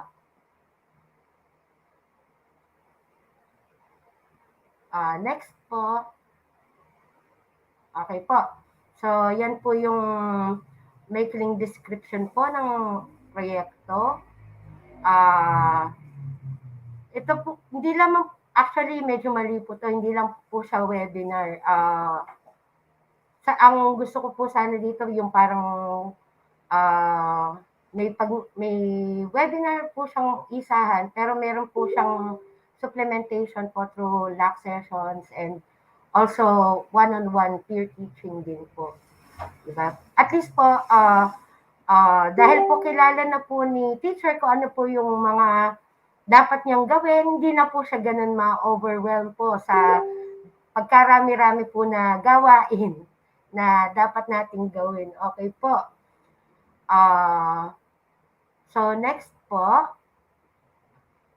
Okay po. So, ang objectives po, papakilala po sa teacher yung lahat po ng mga documents na dapat pong i-accomplish, kagaya po ng accomplishment report, individual learning monitoring plan, weekly home learning plan, work week plan, e-class record, module distribution and retrieval form, summary of grades, budget of work, learning competencies directory, tempo cards, etc. etc. po. So, syempre po, kung i-enumerate po natin isa-isa yan, napaka-overwhelming po. Pero kung papaliwanag po natin yan, tapos tuturuan po natin si teacher step by step kung paano po yung kanyang mga dapat gawin, di po ba? Hindi lamang po natin matutulungan si teacher, may streamline din po natin yung monitoring ng ating mga dapat i-accomplish na trabaho sa DepEd. So, yun po, area of focus po natin is capacity building. At syempre po, yung mga participants would be all the teachers of SBNHS. That's around 60 participants po. Okay po. Next po. So, yung procedure po, meron po akong work plan. Siyempre po yung preparasyon po ng project. Tapos po, siyempre, sana po ma-approve po yung project proposal. Tapos po yung project implementation phase na din po mismo. And review and evaluation po ng mismong proyekto. Sa materials po, syempre po, kailangan po ng laptop, computer, or any gadgets po. Syempre po, yung sample documents or templates para po mapakita po step by step ko ano po yung mga gagawin, PPT, and other instructional materials din po. So, sa skills po, kailangan po at least basic IT skills, basic office skills. Syempre po, dapat po may kaalaman po sa MS Word, sa Excel, and sa PowerPoint at least. And syempre po, yung mismong collaboration po ng mga teachers. Like what I have said before, sino po ba ang magtutulungan kung hindi tayo rin? Okay po, maraming salamat po. Next po. Okay, so sa measure of impact po, mami-measure po natin ito dun sa mismong output po ng mga teachers sa kanilang mga pertinent school documents. Gaano po sila ka-efficient sa pag-accomplish nito, and etc. At syempre po, magkakaroon din po ng feedbacking po sa kanila. Kung nababawasan na po yung paghihinagpis ni teacher sa kanyang mga ginagawa, di po ba? Malaking impact na po yun. Dahil po, nami-measure na po natin talaga na nakakatulong po tayo personally bilang mga co-teachers or co-workers. Okay po, next po. Okay, timeline of implementation po. Since ano po to, gusto ko po sana na ma-implement po itong project na to bago po mag-umpisa yung klase next school year 2022-2023. Tapos para po yung mga teachers po ma-orient na po agad sa lahat ng kanilang mga dapat gawin para po smooth na po yung mga gagawin na trabaho, kumbaga. Next po yung actual implementation po.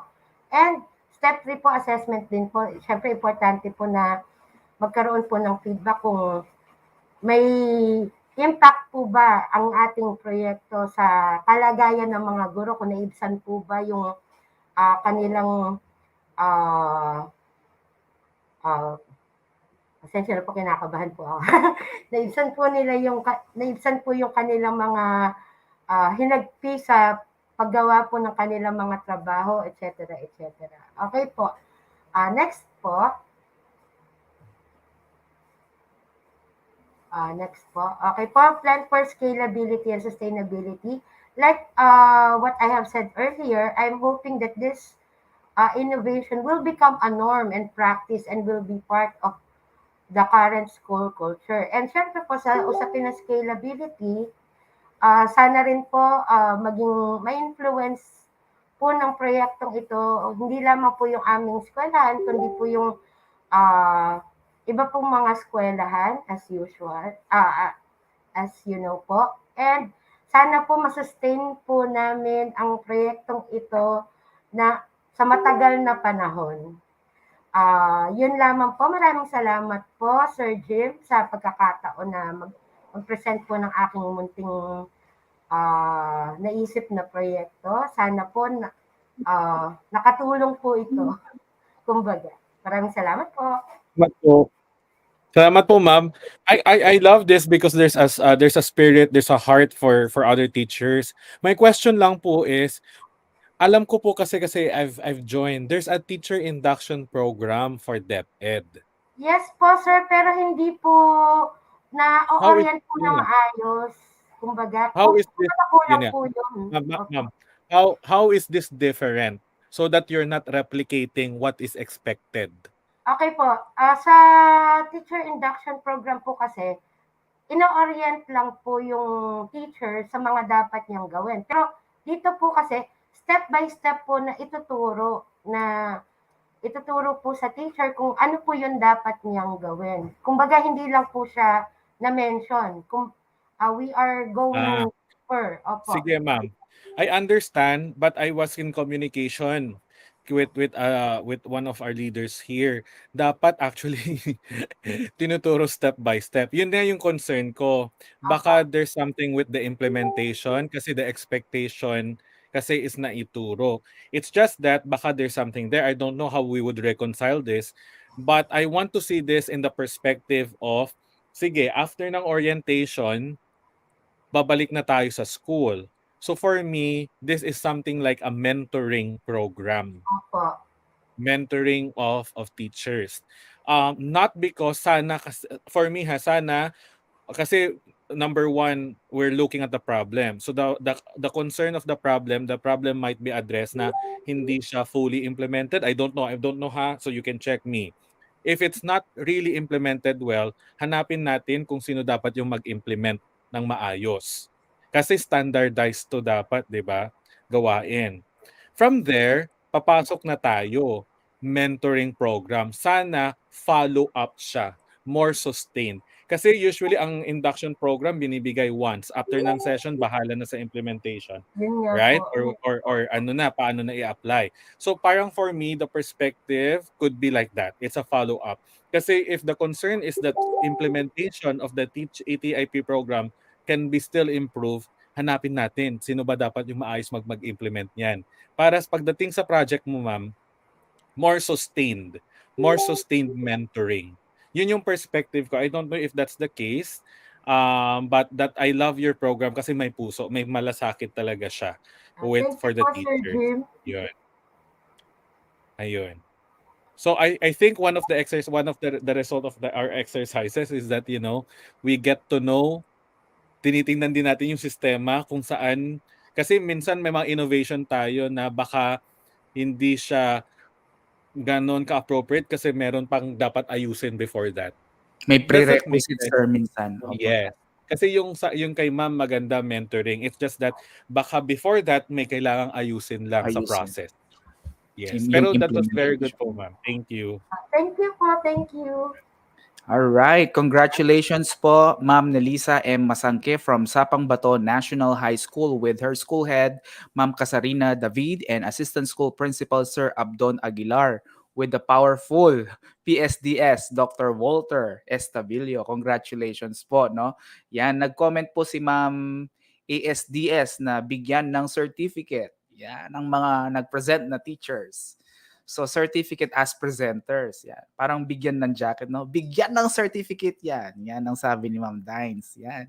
Okay. Punta po tayo sa ating last, of course, but not the least presenter, no? From Alternative Learning System. Siya po ay ang Teacher 1 po from Enrica Sandico Elementary School.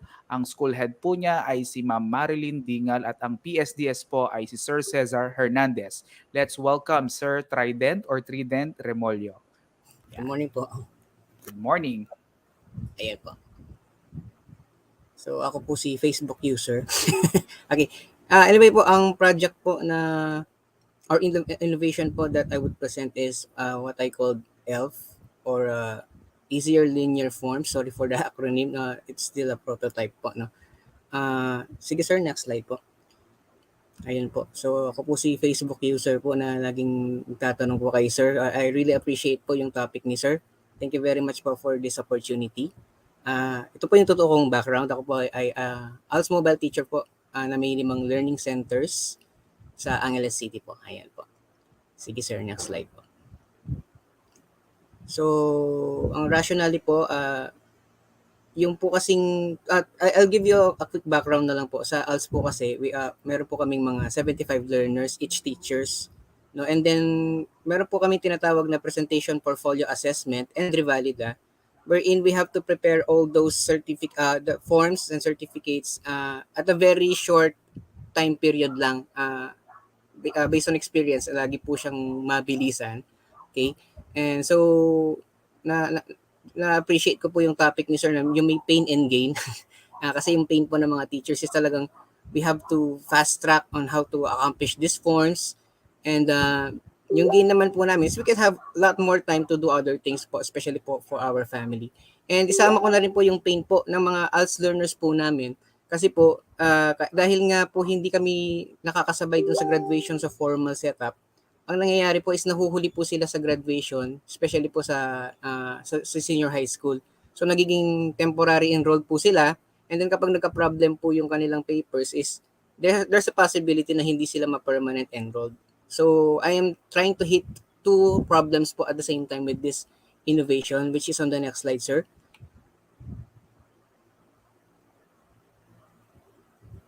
Ayan po. So how might we able to help the ALS teachers to have convenience in accomplishing the required forms, documents, and certificates before, during, and after the presentation, portfolio assessment, and revalida for ALS po? And how might we able to help the ALS completers to graduate on time so that they could enroll on time as well, especially for senior high school? So ito po yung target problems po natin. So yung ang innovation po to solve the problem hopefully is next slide, sir. Ito po, yung pong Project ELF or Easier Linear Forms. So the proponent will design a spreadsheet file in Microsoft Excel with the relative formula that will automatically fill out the necessary information for every form, document, and certificate of each ALS completer who passed the presentation, portfolio assessment, and revalida. So this will be called the as Project ELF or Easier Linear Forms. The outcome of this innovative project is a faster, more accurate, and a uniform system in printing the forms, documents, and certificates of the ALS completers who pass the revalida. So in this way po, all they have to do is to print the forms straight from the computer. So ito po yung actual innovation po. Ito po yung prototype. May I present, sir, yung prototype po natin? Dito po sa aking Ayan po. So, ide-demo ko po siya. So, by the way, ito po ay naka-pattern po dun sa report na pinapasa po ng aming mga specialist and supervisor sa regional and sa national. So, ito po ay may hanggang 50 po. Kasi although meron kaming 75 learners, they are not concentrated on a single learning center, no? So, iba-iba pong learning centers po sila. So, nandito na po yung mga forms na kailangan nila. Ito si Learner 1. And then yung pong kanilang certificate of portfolio assessment kung sakaling mapasa po nila, nandito na rin. And then po yung diploma po nila, ito po ay school-based, no? 4 versions po ito, meron pong community-based, meron din pong school-based. So, example po dito yung principal po si Ma'am Laura sa Sapalibutan. So kapag po pinalitan po natin yung pangalan ni Ma'am Lau, sino ba yung pwede nating ilagay? Si Ma'am Marilyn Bingal, for example. Marilyn Bingal. So, sorry. Bingal. So, automatic na po sa lahat ng certificates po ay malalagay na po sila. And then po yung kanilang good moral. Ayan po. So, all we have to do po is input po yung pangalan, yung information ng bata. For example, 10, 70, 28, or 24, 1, 2, 3, 4, 5, 6. Ayan. For example, ito po yung LRN. And then yung pangalan po is, for example, 1 De La Cruz. Ayan. And then, for example, tama po yung birthday. And then yung CLC name, for example, is Sapalibutan. Okay, si Ma'am Dingal pala yung ginamit ko. Enrica Sandico Elementary School. Ayan. And then yung barangay po niya is Pulong Maragul. And then yung portfolio assessment score niya is 28, which is the passing score po. Ayan. So, just for demonstration lang po. So, nandito na po yung form agad ng bata. Ayan, prototype pa po siya, no? So, hindi pa po accurate yung sa LRN. So, ayusin po natin yan later on. And then, dito na po yung form nila. And then, meron na tayong certificate of portfolio assessment kapag po napasa po niya yung ating assessment. And then, yung pong kanyang diploma. And then, yung kanyang good moral na rin po. So, ayun po yung ating prototype sample po. Sige sir, balik na po tayo sa ating slide. Sige po, next slide po. So the measure of impact po, very sorry po, I'm not yet prepared for this one. Pero ang plan po is to have a monitoring and evaluation tool that will be crafted for its effectivity compared po do sa mga output process po na ginawa from previous years. Actually, kasi po yung mga previous years po namin dahil sa mga errors, binabalik po dun sa gumagawa ng diploma na napapagod po yung tagagawa ng diploma. Minsan nagkakamali, school lang, middle initial lang, so babalik na naman dun sa gumagawa. So waste of materials po, lalo na sa pag-print ng diploma, medyo mahal po yung papel nung parang onion skin ba yung tawag doon. So medyo mahal po yung parchment. So medyo mahal po yun. So para makatipid din po, this would help po para po doon. And then a survey tool will also be crafted for the teachers po kung naging convenient ba yung trabaho para sa kanila. And most especially po doon sa ating mga minamahal na ALS students na kung ano ba yung experience nila kasi kung nakapag-graduate sila on time, so that would lead that they could enroll earlier as what happened from the previous years po. So yun po. So para pong related siya do sa previous presentation po ni Ma'am Nelisa, no? So parang we are targeting po for the convenience din po ng ating mga fellow as teacher, which is dedicated po sa kanila itong innovation. Next, ano po, sir? Next slide. So timeline implementation po, actually meron po akong table pero hindi siya magkasya. So sinamarize ko na lang siya. So sa step 1, probable target date is June this year, is capacity building for teachers for the use of the tool. So tuturuan po sila kung paano magamit yung tool. Although napakasimple lang po naman, di ba? And then probably by July, actual usage of the tool and printing of forms, documents, and certificate. Although this is not yet final, kasi hinihintay pa po natin yung guidelines or the memorandum from the national. Okay? And then yung sa step 3 naman, monitoring and evaluation tool will be used to measure the impact of the innovation.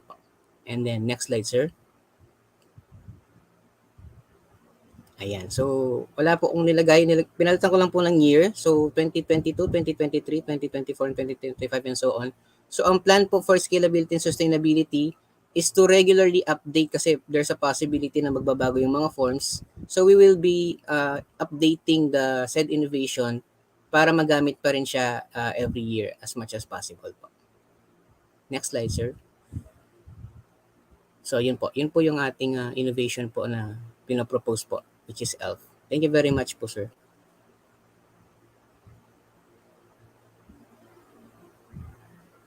All right. I love that this innovation is actually, or education initiative is focused on making processes much easier. There's a lot of training, capacity building in there.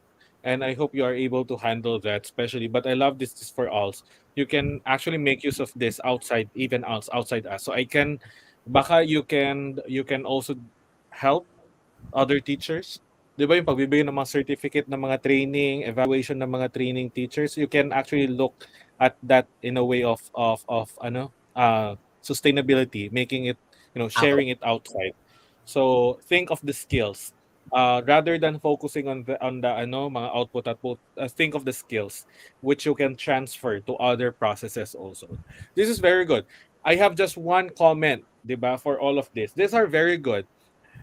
But since technology skills are easily learned, madaling matapos ito. Di ba, teacher, pag na-train mo na ang mga teachers, tapos na. Right? You will monitor, you will evaluate. What if, yun nga, tapos na. Yun. These are your ICT-based, skill-based integration, the processes. Parang yung nauna kanina, Sir Carlo po ba yun? Meron silang plan of data analysis or analytics or whatever. I don't know if you can do that. I don't know if you could expound this further, like a repository ba of the certificate so that it's easier for everyone to locate or things like that. But I also want you to align, if ever, to whatever systems that DepEd has for this. Or kung wala, isa-adjust mo sa DepEd Angeles. Baka pwedeng gamitin din po. Diba? So, yun lang naman. Very good. Thank you so much, Sir Facebook user. Sir Facebook user. Yun. Thank you so much, everyone. Thank you po. Congratulations, Sir Trident. Yan, ang ating pong representative from the alternative learning system. So we have... Sir yes, Adrian, Yes It's po, sir. almost 12. Baka isumpa ninyo ako, magla-lunch na at Sabado. There's one comment here and I want to address this. Perfect kasi siya with my with my ending by Sir Jefferson Gomez. For projects and programs, sometimes I see them a duplication of one project. Maybe what we can do is to check the implementation guidelines if it's really implemented well rather than proposing another project that requires teacher to do more reports with the same info and data. Number one, it's okay if you see duplication. Parang si ma'am, Marungko project. It's okay if there are duplication. In the end, you have to understand that there are different contexts. Baka kasi yung duplication ginawa by a school near the sea. Yung isang school up in the mountains. Pag ako yun, matutuwa ako kasi different context. I will be excited to look into it. Baka sina Sir Carlo, baka gusto niyo pong gumawa ng website curation of education initiative and projects para din matrack natin. So that will be. Kung wala po nakaisip niyo, ayan, isipin niyo na po, pwede niyo pong gawin 'yan. For the implementation guidelines, I think this will go back to your DepEd heads. But yeah, I think we need to make an understanding. Ang mga innovation ba kailangan every year napapalitan? What if sustainability ang gusto kong How would I continue doing it? I think really is maybe you need to talk about it further. Yung innovation ba kailangan every year about orange ngayon, next year about apple. What if yung orange kung gusto nating palakihin, paliitin, maging kalamansi? Di ba same pa rin naman yung idea? Baka the documents will still be the same kasi kailangan mo din naman i-update based on your recommendation, based on research. Bakit, di ba ganun yung action research? Kailangan mo i-update Hindi ka mag-start from zero, kailangan mo lang i-draw yung connection. However, I don't think you can submit the same proposal this year as next year given that there is an experience in between. Parang ganun yung point ko. Baka kasi ayaw nating mag-submit ng bagong document. You might need to submit new documents with the updated data. Kung isama mo naman anong nangyari yung last year. Yes. 'Di ba para man updated kami. Parang ganun. All right. So yun, thank you so much everyone. So I'll end here. And thank you so much. Congratulations. Yeah. Yan, there you go. Thank you so much, Sir Francis Jim Tuscano. Syempre, before we let you go, sir, we would like to present our certificate of appreciation. No, can we flash po? On behalf po of DepEd Angeles City, Sir Francis Jim Tuscano, we are awarding this certificate of recognition for sharing your valuable time and expertise as resource speaker during the conduct of innovation seminar workshop training on elevated and empowered education, the designing and implementing sustainable and learner-centered education innovations held on February 2, March 2, and March 5 at the present year at DepEd Angeles City, signed by Dr. Maria Irene P. Tamayo, Schools Division Superintendent. Thank you so much, sir. You have been a very great resource speaker, no? Tinamaan po talaga yung tatlong learning domains namin, sir. Yan, meron po tayong cognitive, affective, pati po yung application mismo, ginawa nga po natin, no? We really appreciate that. Yan. Thank you so much. Thank you, everyone. Thank you so much.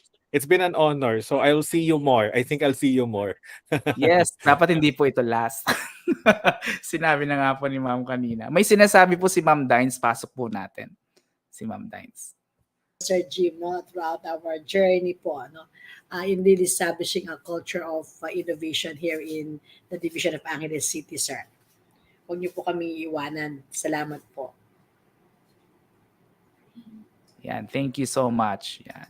We appreciate po lahat po ng presenters natin. Thank you so much po, no? That required a very a big amount of courage para mag-present tayo, no? Biro mo, division po, no? Lahat ng schools natin ay naka-tune in.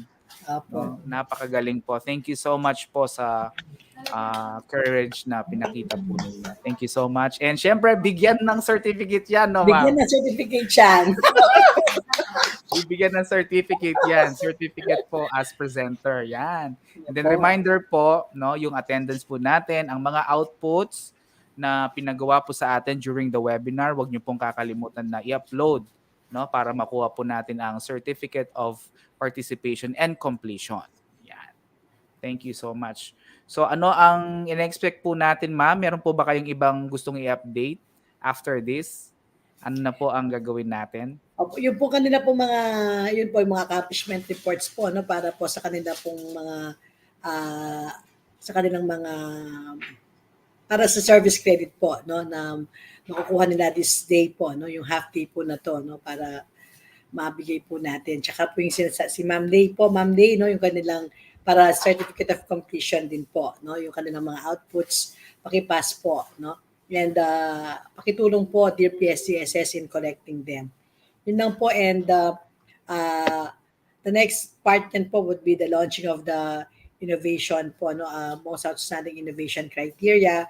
And then, sir, we will have another po para sa mentoring of those who will be submitting po the proposals will be mentored po by us and of course by sir. We will have para pang camp siya po niyan, Sir Jim, no, yung innovation camp, kahit na po through online, we will have an innovation camp wherein we are going to have to assist to mentor all those yung nag-pass po ng mga proposals para bago po talaga nila ma-implement talaga that they are on the right track. Pwede po yon, Sir Jim. Sir Jim po, no?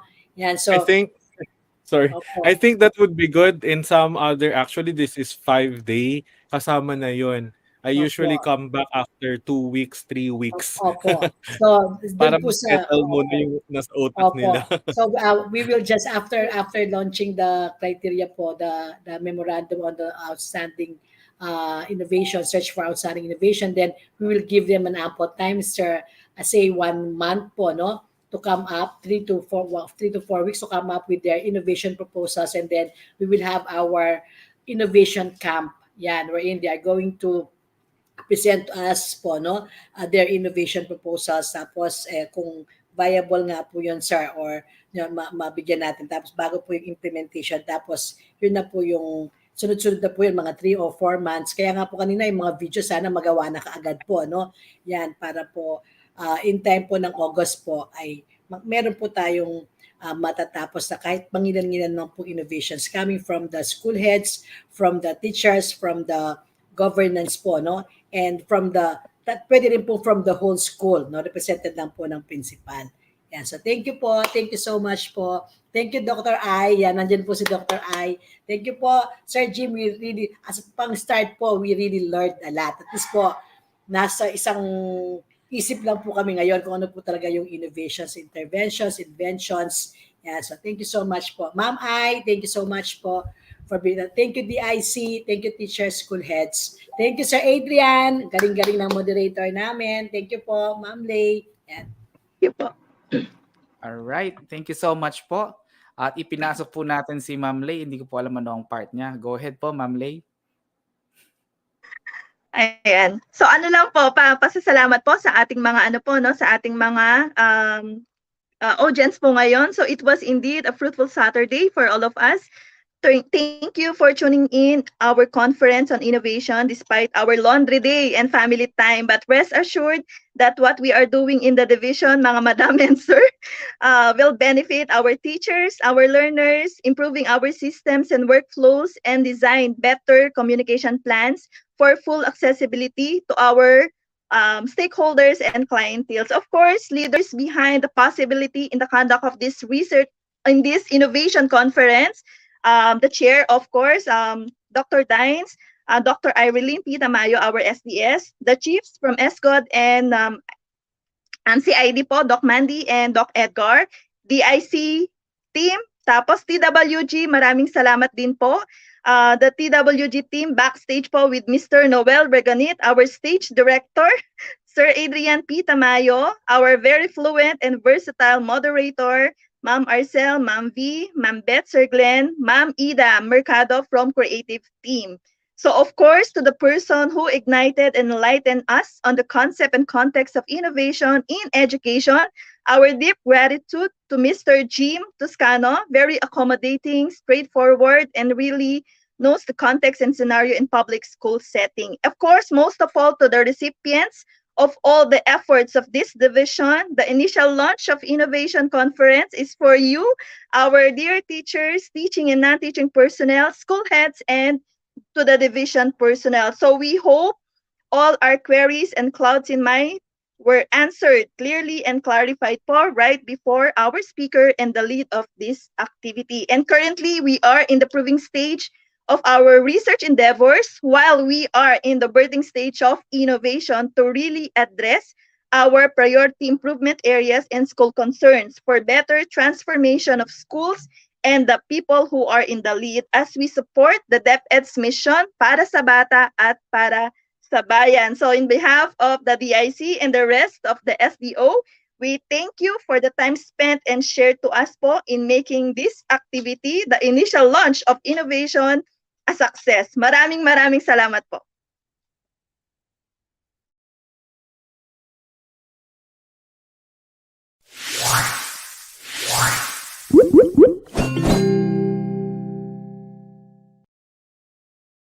All right, thank you so much po, and we have already reached the conclusion of our 3-day webinar, workshop, training sa innovation, and umaasa po tayo na tayo po ay nasa iisang frequency of what is innovation. So kapag ka tayo po ay nag-initiate na po ng ating mga creative endeavors, no? As a matter of fact, we cannot immediately claim it as an innovation right away. So we can start with creative education initiatives. In the long run, pagka na-measure na po natin ang ating mga impact and yung scalability, ay makapag-ano na po tayo, makapag-present po tayo, makapagpatunay po tayo na meron po tayong mga innovations na nag-a-address po ng mga concerns po natin sa education system, particularly sa context po ng DepEd Angeles City.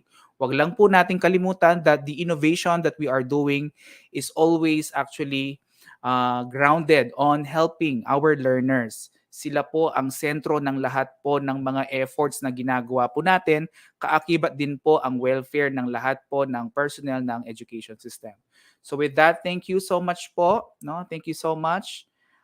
Sana po ay hindi po ito ang last. And we are pretty much sure na marami pa po tayong maaasahan na gagawin po sa mga susunod na araw patungkol po sa innovation. Thank you so much po and God bless po.